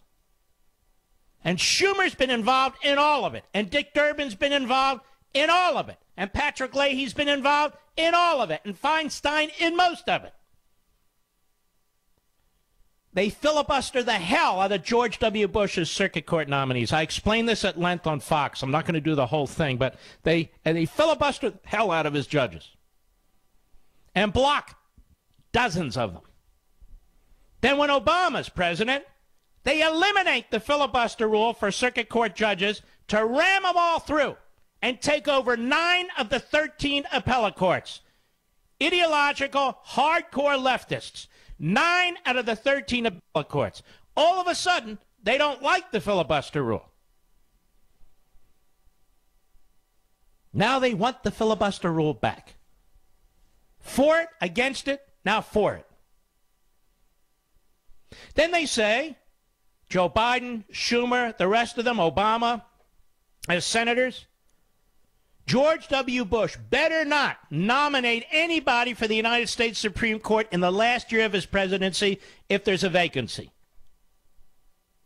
What does Obama do in the last year as president with his idiot vice president, Joe Biden, standing right next to him, checking the zipper on his pants, his own pants? What are they doing? They're nominating somebody, Merrick Garland, in the last year of Obama's presidency. Now they've changed the rules. You should not nominate anybody for the Supreme Court in the year before midterm election. Are your eyes going up in the top of your head? You're getting a little confused at this point? Now they want to change our entire justice system. Kavanaugh's guilty because 2 women say he's guilty without a single witness. And he has to prove he's innocent. Now, Mr. Xi over at Red China thinks that's great. The Taliban in Afghanistan, I think that's great. Little Kim Jong-un, not so little, he's as wide as he is tall, over there in North Korea, he thinks this is great. The Cuban regime, great. The Venezuelan regime, great. And the Democrat Party regime in this country thinks it's great too. They think it's great. If they could hang Kavanaugh by his toes on a telephone pole, they do it. They do it. You know what the problem here is, ladies and gentlemen? We let them protest. We let them push the narrative. We let them change our reality. It's time to get angry. It's time to voice your concerns. It's time to stand up and be heard. Rather than sit there and scratch your head and shake your head. It's time to be heard. And I mean in a civil, legitimate way. Our First Amendment rights. Because that court belongs to you and me. What that court does affects you and me. That Senate belongs to you and me. It doesn't belong to MoveOn.org and NARAL and Planned Parenthood. It doesn't belong to them. It belongs to you. I'll be right back. Mark Levin.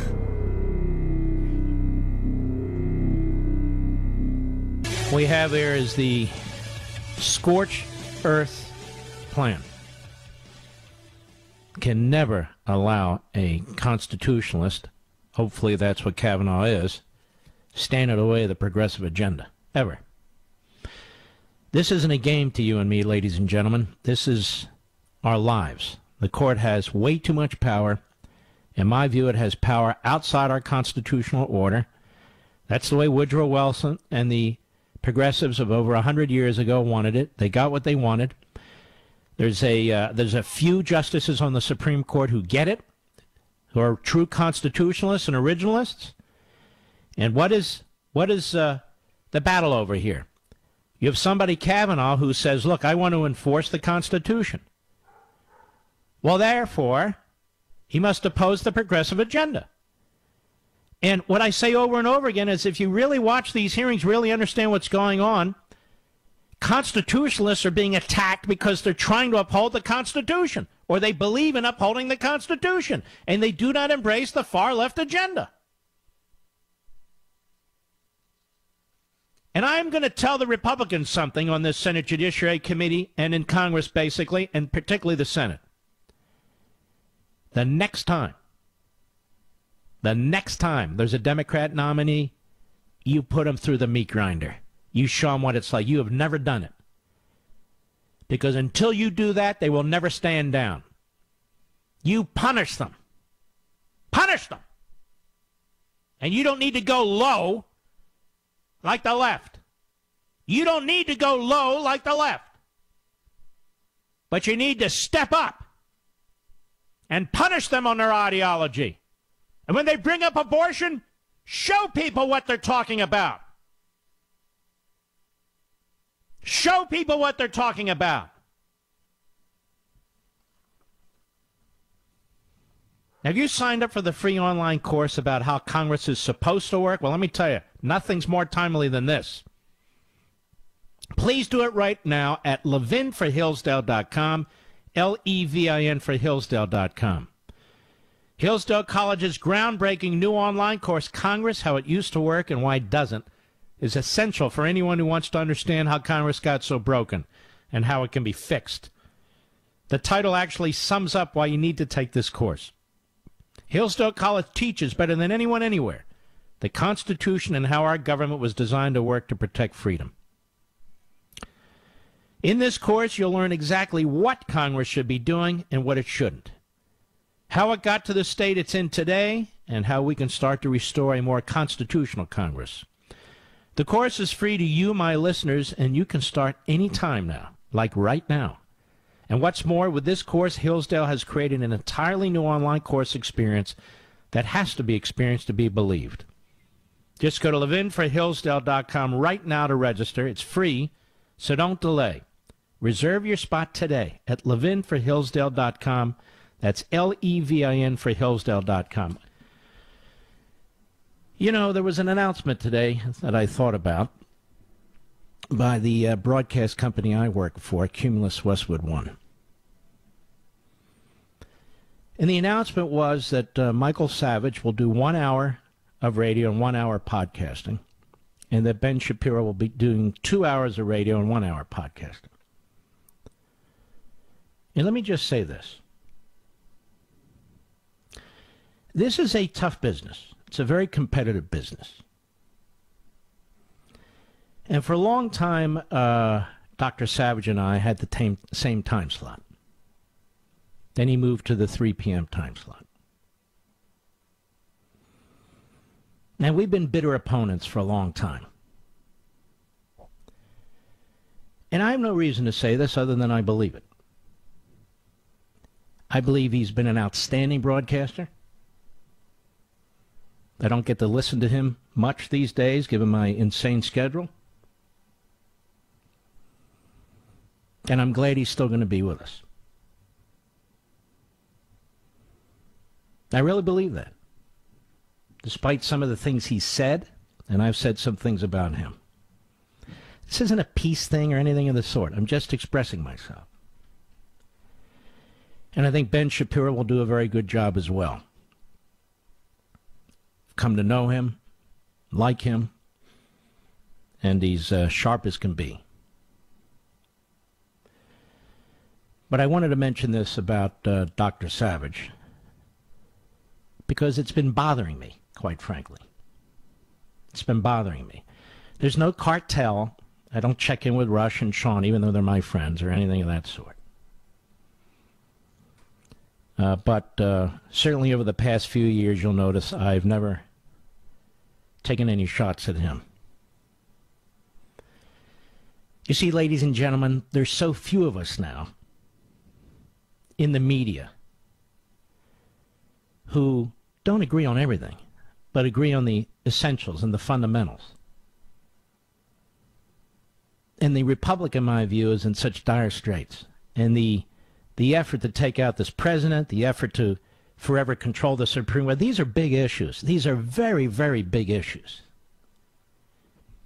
What's happening to our culture, the things that are said, even by politicians and media every day on prime time for our kids to hear about a Supreme Court nominee, or even the commercials or the erectile. I look and go, what the hell's going on here? It's a disgrace. So there's not a lot of us. There's just not. And I think the younger broadcasters, Ben and others, can learn a lot from us. Not to be like us, of course. Be yourself, your own personality and so forth. But we've gone through the ringer. We have fought the battles. We have made conservative talk radio possible. We've had to deal with efforts to put in place the so-called fairness doctrine, which is quite the opposite, and the equal time doctrine. All these battles have been fought, and the paths have been cleared. Eventually, there'll be a whole new generation, hopefully. But you need to respect those who've been here and those who came before. I'll be right back.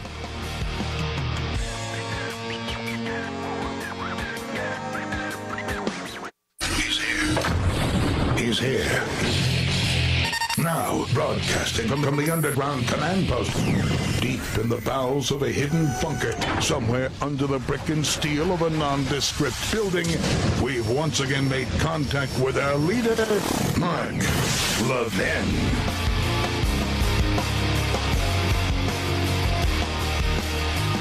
Hello, everybody. Mark Levin, our number 877-381-3811. 877-381-3811. Listen, anybody who feels they were wrongly touched by any Democrat senator on the Senate Judiciary Committee, I'm talking about in a sexual way, you should come forward if you're telling the truth. Because the same rules of proof should apply to them, which is none. I'm not saying do something stupid. If you really were in some way harassed or assaulted, you should come forward, because we were told it wasn't that long ago that sexual harassment on Capitol Hill is pervasive. I think it was Jackie Spears or Kristen Gillibrand, one of them, that it's pervasive. Pervasive.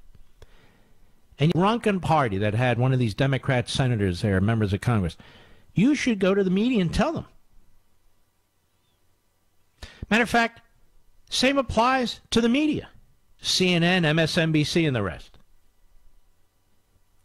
Because we have new standards now, and I think they should be applied across the board, don't you? New standards, the Russian Vladimir Putin standards that have been embraced by the Democrats and the media, which is you're guilty because I say you're guilty. It's pretty much what Kristen Gillibrand said the other day.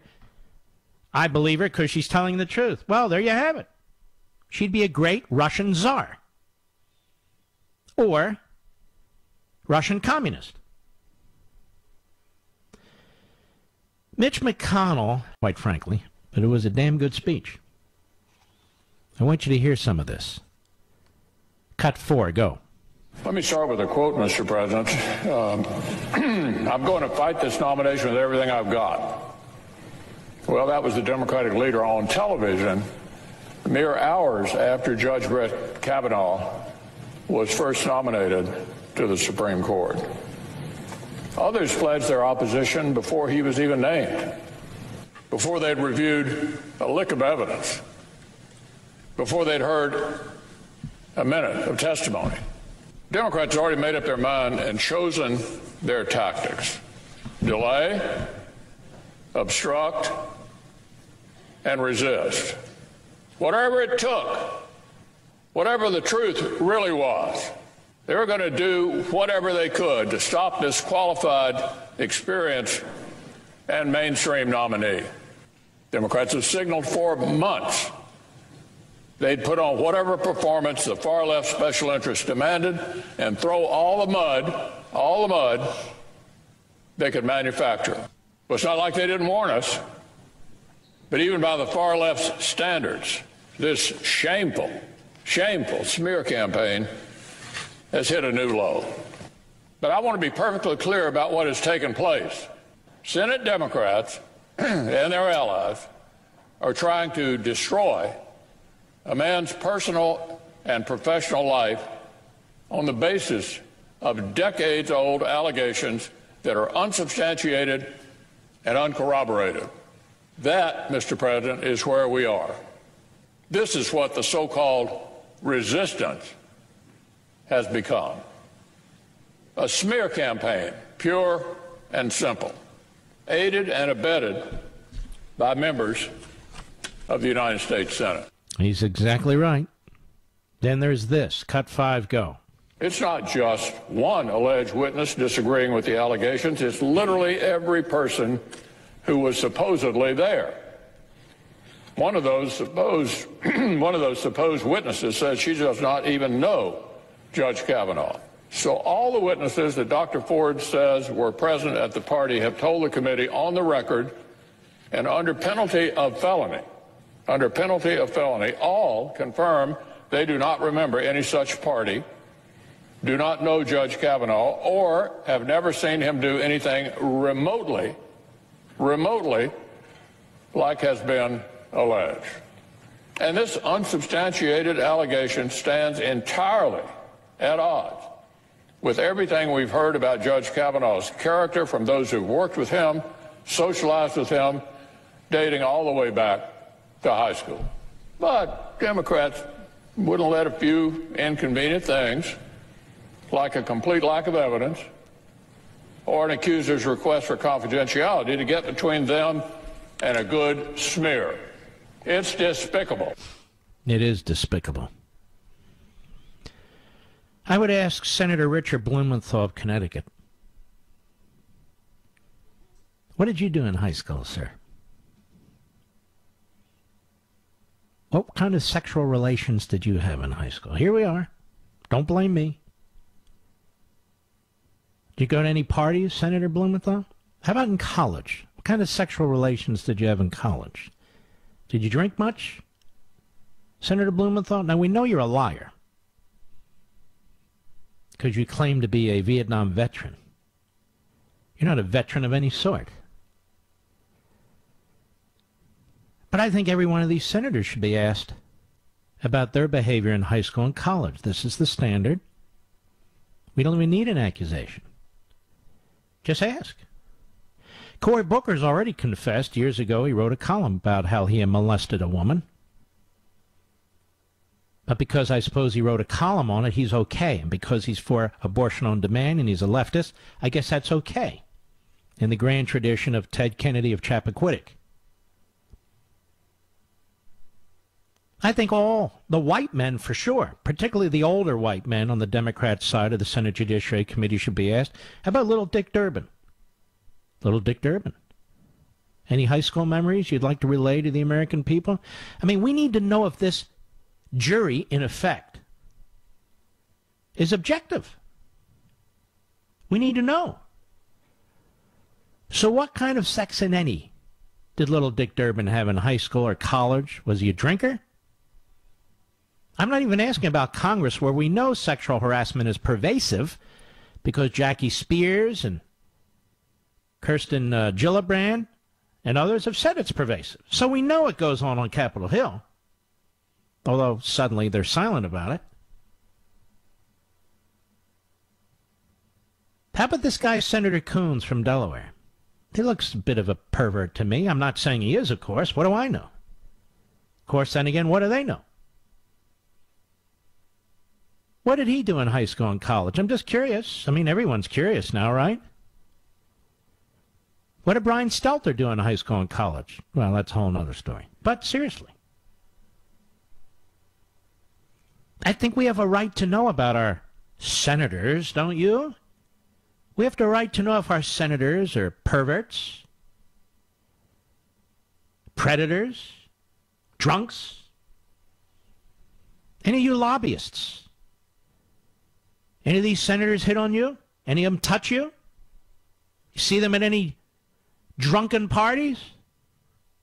Maybe with Chris Matthews? I don't know. I have no idea. Just a name I thought of. I think we have a right to know, don't you, ladies and gentlemen? If it's good enough for a Supreme Court nominee, it's good enough for a senator.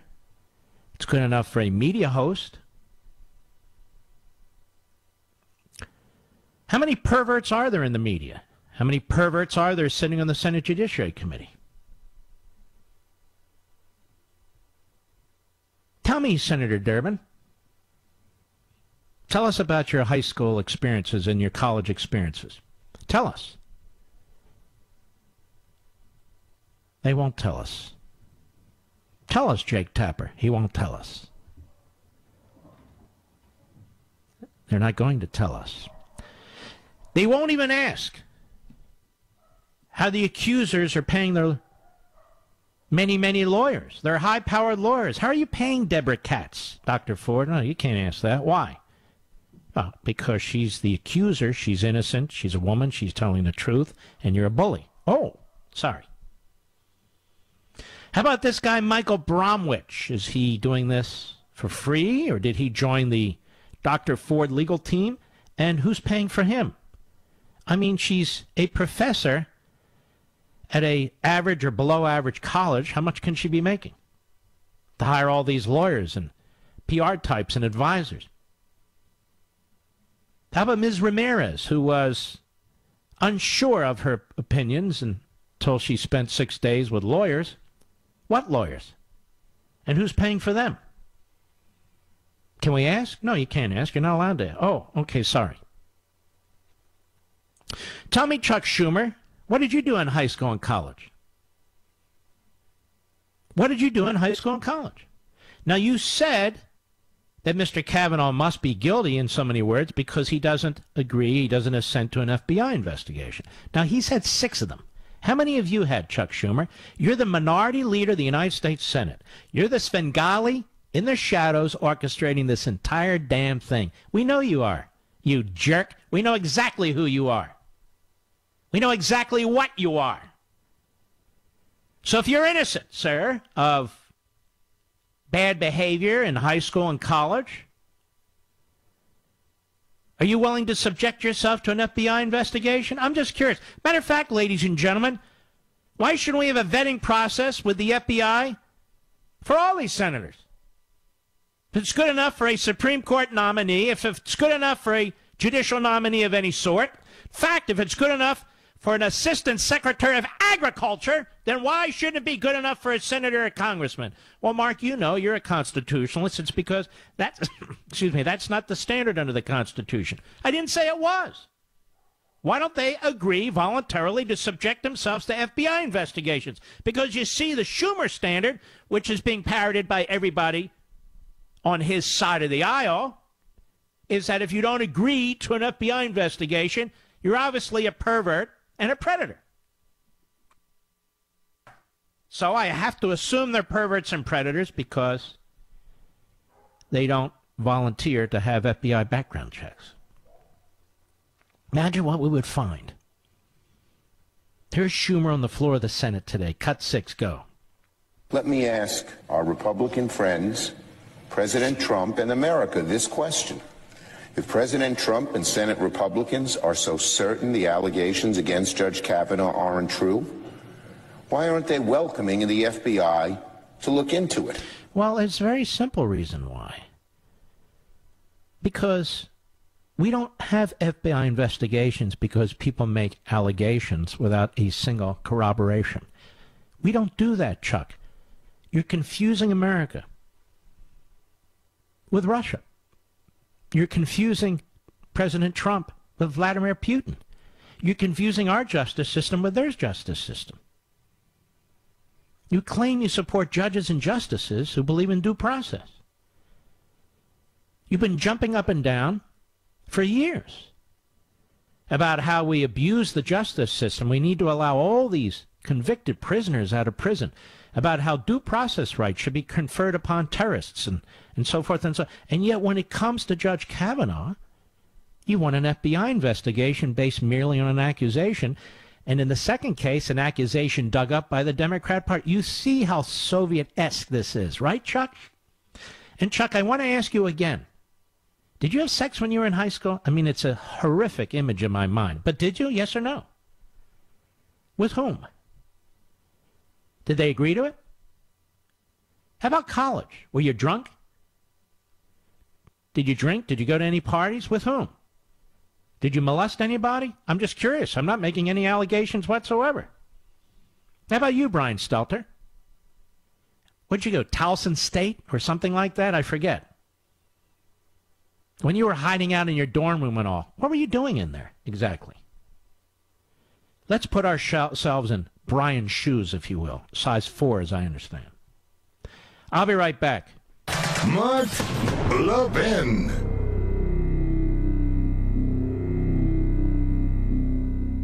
So we're playing along the last 20 minutes. I can pretend I'm Brian Stelter of CNN, although I'd have to lose about 400 IQ points. So Chuck Schumer,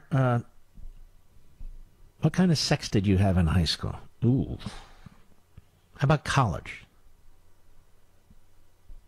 What are the names of the women? Assuming they're women, what are the names of the women? Did you go to any parties? Were you ever drunk?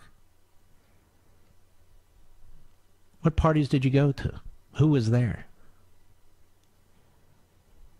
You know, we're wondering about you, Chuck. You seem to be obsessed with sexual perversion. I mean, you guys pulled this stuff on Clarence Thomas. You're pulling this stuff on Kavanaugh. We have some serious questions. You ever look at pornography at night, Mr. Schumer? You seem obsessed. Now, we're not accusing you of anything, but we are suggesting that a background check by the FBI. I mean, after all, you're the minority leader of the United States Senate. After all, you've been on the Senate floor, and you've said, look, the FBI investigation is the gold standard as far as you're concerned. If you have nothing to hide, what's the problem? Do you have anything to hide, Mr. Schumer? You have anything to hide about your high school or college years or more recent years? Do you have any parties and sexual activity and all that? I mean, you have nothing to hide. You shouldn't have any problem with the FBI looking into it. Just to make sure you're not the pervert that you, in my opinion, you kind of appear to be, because you're always at the point of the spear on these sexual accusations and innuendos against Clarence Thomas, now against Kavanaugh. Something doesn't seem right with you, sir. So we just need an FBI examination. Make sure that, you're not like Bill Clinton or Ted Kennedy or John Conyers or Al Franken. You understand. Just got to make sure you're being in this powerful position that you're in the clear. That's all. Same with little Dick Durbin of Illinois. He seems to be obsessed with this stuff. He's been involved in smearing judicial nominees for decades. And he was hot to trot years ago on Clarence Thomas, and he's hot to trot now. Well, what's he hot to trot over? They're not fighting over ideology. They're not fighting over interpretive models and so on. No, they're fighting over this. So I think we have a right to know. And while you're investigating Schumer and Durbin, FBI, you can ask them about all their communications with the media, all their communications with Democrat lawyers, all their communications with donors and alike, as members of the Senate, in order to bring us to this spectacular point of enlightenment in this country. You feel the country getting away from you, folks? You feel us receding into stupidity? A Senate Judiciary Committee hearing on the Supreme Court where we don't discuss the cases, we don't know. The next discussion is going to be about sexual allegations against a man who I believe is innocent. Why? Because there are no witnesses. There's no witnesses. There's nothing. I'll be right back.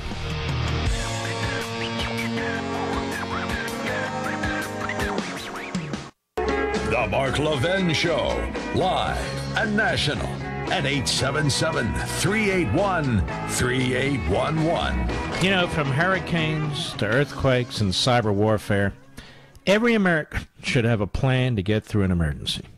Natural disaster, or the power being out for weeks. This is more urgent than ever, isn't it? We've seen again and again, government response and repair to infrastructure can be slow. You got to expect that from government. It's the way it is.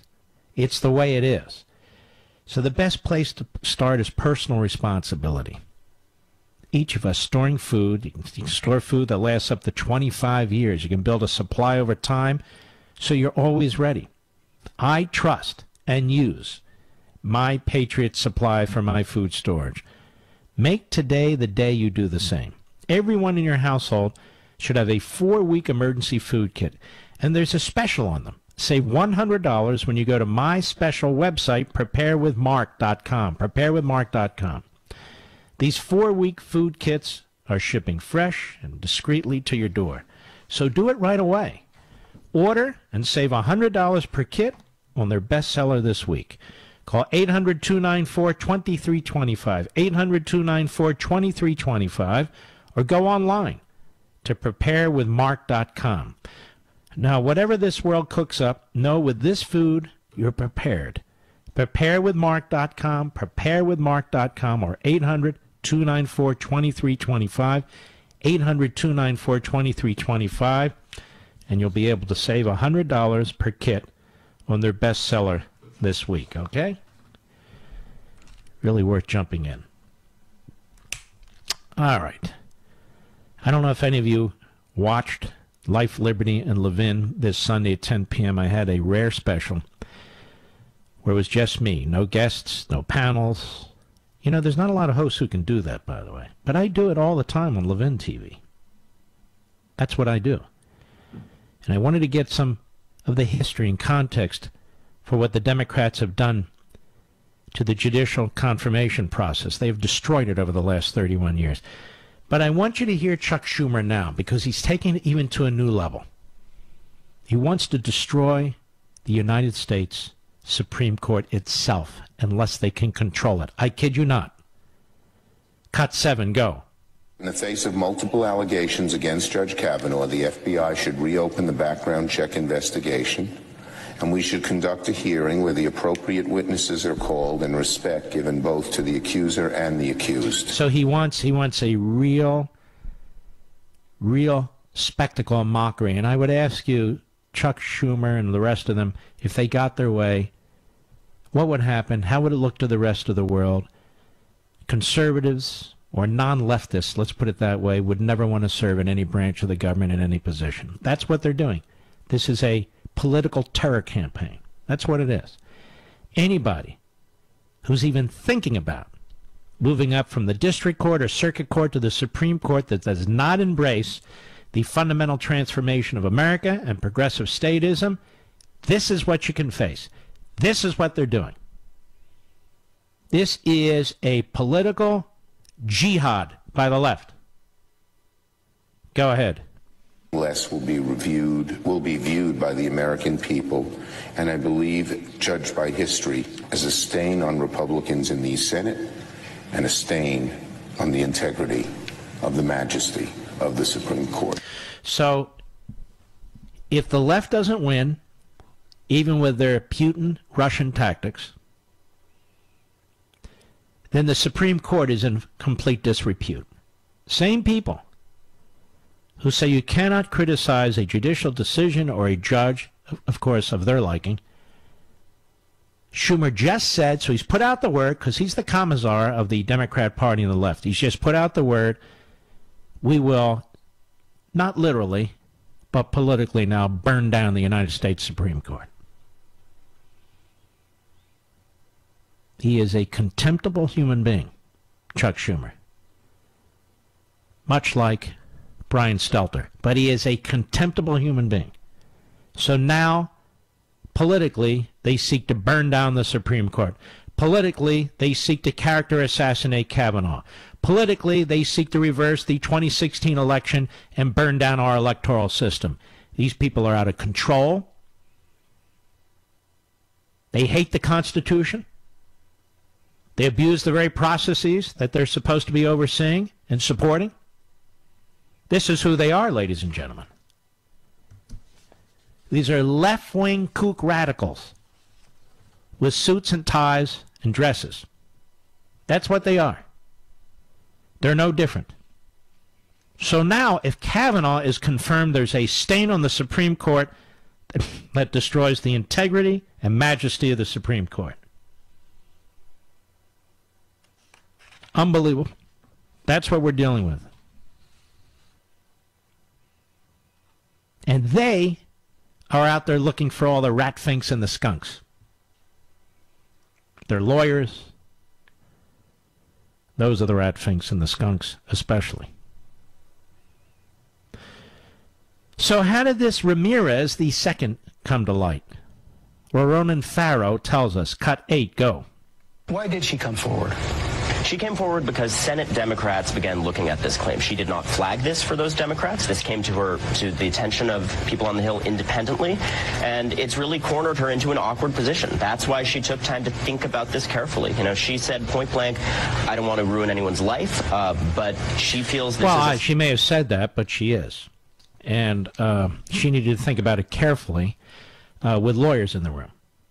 So the Democrats were behind this. The Democrats. Jane Mayer, who is a hack, and you can Google her name and it will become more than apparent. She is a disgrace. But she's brought on the Today Show, and Savannah Guthrie throws her a softball. Cut 9, go. And lastly, Jane, in the world we live in, a lot of people always suspect there could be a political hit job going on. What do you know? Boy, what an inquisitive journalist she is, Savannah Guthrie. She's perfect for the Today Show. They have this predator, Matt Lauer, all over the place, He's got buttons and buzzers. He's been hitting on all the women. He's a disgusting... Anyway, and somehow they missed it.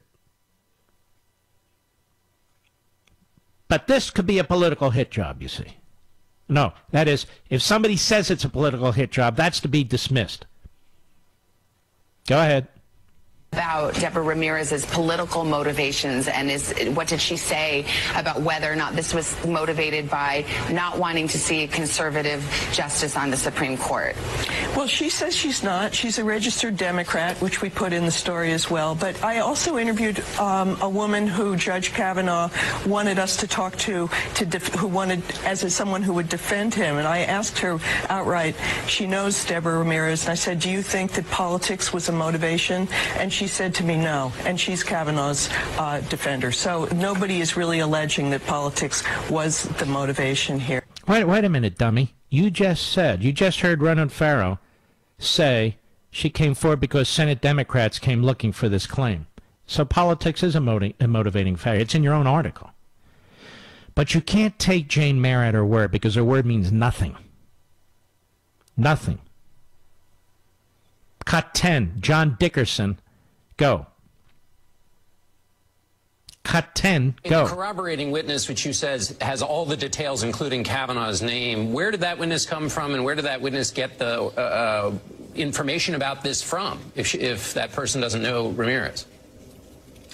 He remembers it from he was in the same dorm, same little building on Yale's old campus, and he remembers it clearly. I asked him, of course, we're going to be very careful. No, as I've said, he heard it from someone who was there, and as I've said, we interviewed him, and I said to him, are you sure that it was Brett Kavanaugh? He said, I am 100%. Now stop. Now keep it. He's 100% sure, and he didn't witness anything. What kind of reporting is this, ladies and gentlemen? This is called advocacy by a left-wing kook. Go ahead. But as you admit, he was not at the party. So this guy wasn't at the party. He wasn't even at the party. One more this round. Mazie Hirono of Hawaii. Hawaii, I hope you're proud of the moron that you've sent to the United States Senate. She was on MSNBC today. Hey, does Kavanaugh deserve the presumption of innocence? Like every human being in this country deserves the presumption of innocence? That's kind of a basic, fundamental principle of our system. Go ahead. Senator, I'd like to ask you to clarify something that you said roughly 24 hours ago over with Jake Tapper. He asked you, do you believe that Brett Kavanaugh should deserve or does deserve the same presumption of innocence? And your response was that you put his denial in the context of everything you know about him in terms of how he approaches his cases. I'm sure you're aware that in conservative circles there is some outrage, some anger at your comment. It's being interpreted as because this is a conservative judge, you've already sort of made your decision about him as it relates to these accusations. Can you clarify what you meant? Do you believe Judge Kavanaugh does deserve a presumption of innocence or not? Look, we're not in a court of law. No, idiot, but you are in the United States Senate, in the Senate Judiciary Committee, which oversees the courts, which oversees the people who go on the courts. And so it's wholly relevant, rather than the idiotic answer. We're not in a court of law. You're in the United States Senate Judiciary Committee. You still deserve the presumption of innocence. And ladies and gentlemen, if you and I and our fellow Americans don't deserve the presumption of innocence in the United States Senate, then neither do any single United States senator. They don't deserve the presumption of innocence, ever, under any circumstances, if that's the test they're going to apply to us. Go ahead. At this point, and without having the FBI report or some...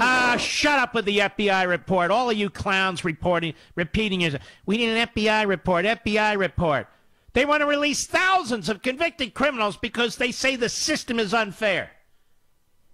All of a sudden, they're holding on to the FBI like they give a damn about the FBI. They hate the FBI. The only part they like about the FBI is the men who had to resign under criminal investigation or ethical clouds. That part of the FBI they like.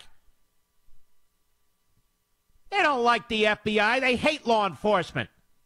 Decade after decade after decade of evidence of that. And we need an FBI investigation. To investigate what? You guys plant these turds in the swimming pool, and then everybody else is supposed to jump in the pool and fish them out. And by turds, I mean these arguments, not the people. Yeah, I know, the media is hanging on my every syllable. That is these tactics. Let me put it to you this way. They concoct these scenarios. Hold on to a letter for 6 weeks, go and find somebody and so forth and so on. And then they want the FBI to investigate what they've done. But not them, but the victims of what they've done. That's my point. And by the way, what about these women? I seriously doubt they ever thought they'd be in this position. I really do. But the Democrats don't care. Let me tell you a little secret. A year from now, they won't care about Ford. They won't care about Ramirez. Just another bump in the road for the Democrats. They've shown no evidence of caring about women. They have shown they care about abortion. That's not caring about women. I'll be right back. Mark Levin.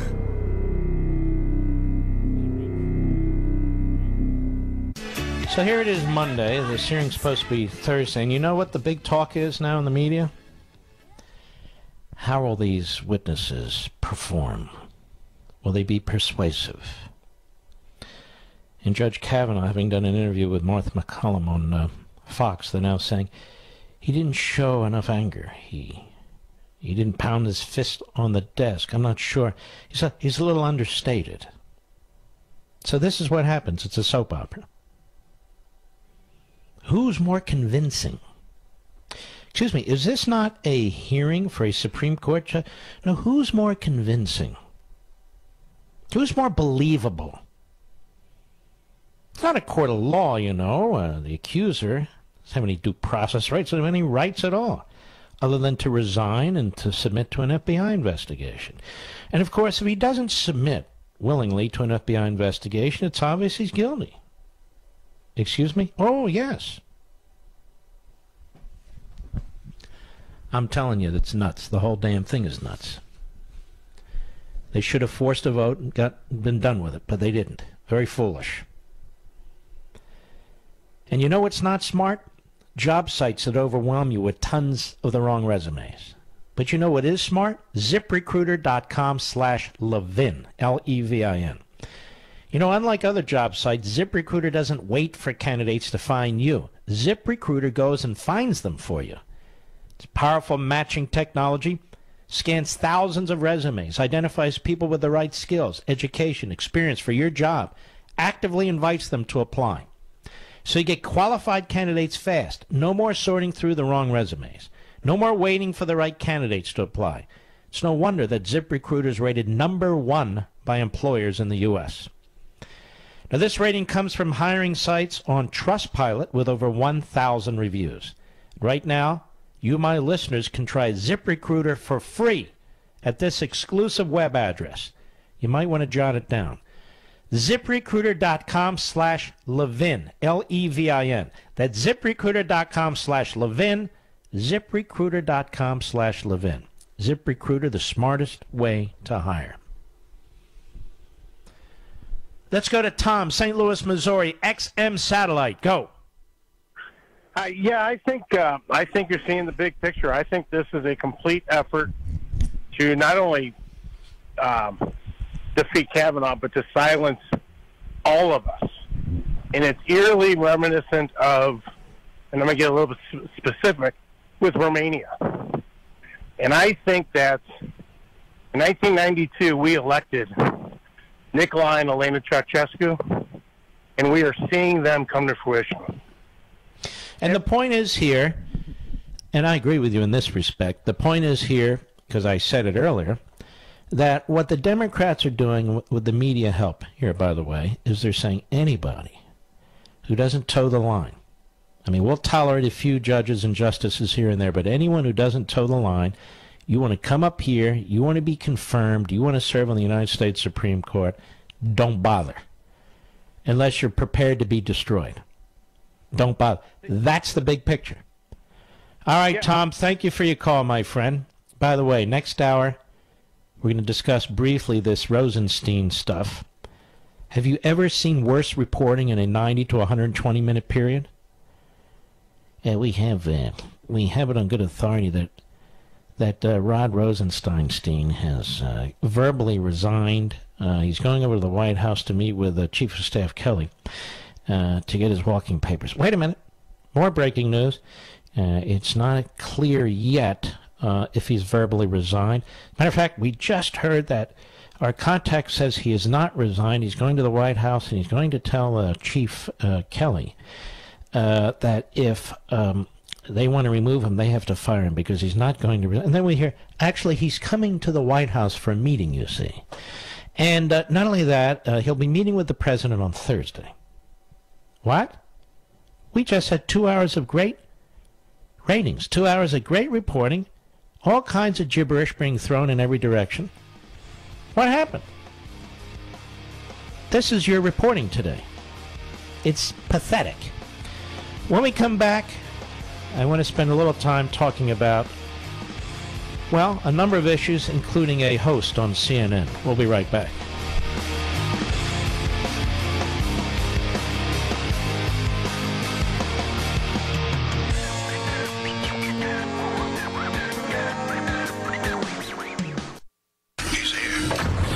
He's here. Now, broadcasting from the underground command post, deep in the bowels of a hidden bunker, somewhere under the brick and steel of a nondescript building, we've once again made contact with our leader, Mark Levin.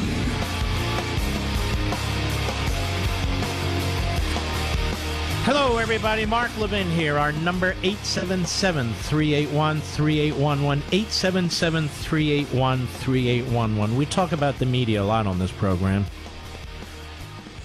And we talk about the history of the media. We talk about the modern media. What is the media? What is news? Who are journalists? So forth and so on. But much like Potter Stewart once said about pornography, I know it when I see it. I know journalistic pornography when I see it. And the Stormy Daniels of journalism, there are several, but the biggest would be Brian Stelter. He has a weekly show called Reliable Sources. It's unreliable. He's a very nasty little man. He's not particularly intelligent. He started at the New York Times. Now he's over at CNN. And he looks for occasions to smear people, to character assassinate people. He is a hardcore leftist dressed up as a journalist. And this is the reason why so many of you don't trust these people. Week after week after week, same thing. He'll have a program on Donald Trump's mental health. He'll have a program on, well, let's start it this way. You know, I was off, when was it? Monday before last week, Mr. Producer? Of this week or last week? Last week I was off Monday. I'd gone to Florida to see my parents, both of whom are ailing. On Tuesday it was Yom Kippur. I came back on air Wednesday. Now, what I had done over the weekend is I posted a lot of stories. I don't break these stories for the most part. There's a website called Grabien, which is a very good website. They posted a story about Professor Christine Ford. It was posted on the Drudge Report. Turns out there are two Professors Christine Ford, maybe more. And the comments on the Professor Christine Ford site were negative, largely. some positive. But she had like a 2.5, 2.8 rating, which isn't that good. I thought that was important for my people on social media to know, so we linked to it. There was no malice aforethought, no idea it was inaccurate, no idea it was a different Christine Ford. Then I get an email over the weekend. Mr. Producer, open your microphone. I get an email over the weekend, and you tell me our folks at Conservative Review found out that it's the wrong Ford. Isn't that correct? Correct, yep.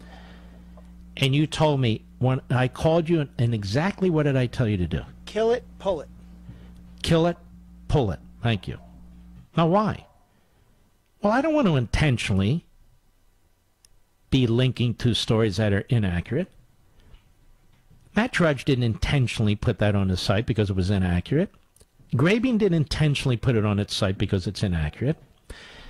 And so if you're a left-wing demagogue and propagandist like Mr. Stelter, who is constantly fishing and cherry-picking for reasons to try and smear you, which is what he does, then you're going to jump on that. Several liberal outlets, as well as Reason, jumped on it as evidence that I and some others who saw it on the Drudge Report were obviously in some kind of a conspiracy to get Dr. Ford.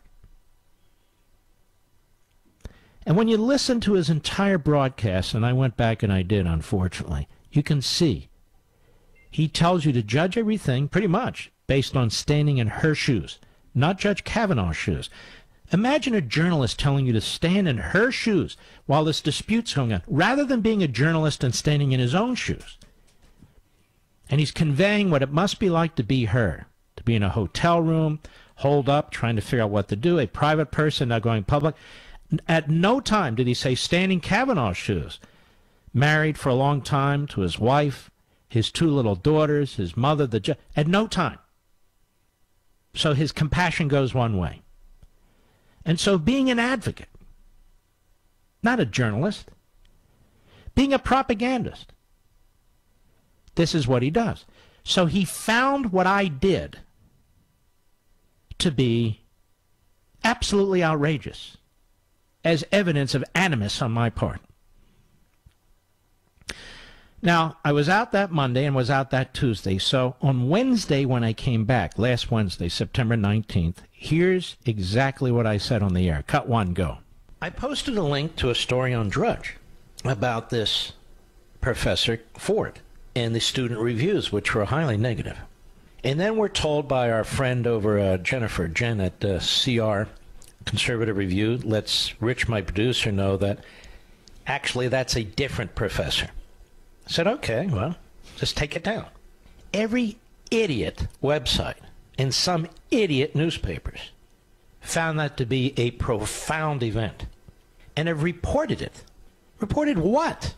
That I'm so out to get Dr. Ford that I'm willing to even post falsehoods. Well, I don't intentionally post anything that's false. I give my opinion. But I thought that was important. Turns out it was wrong.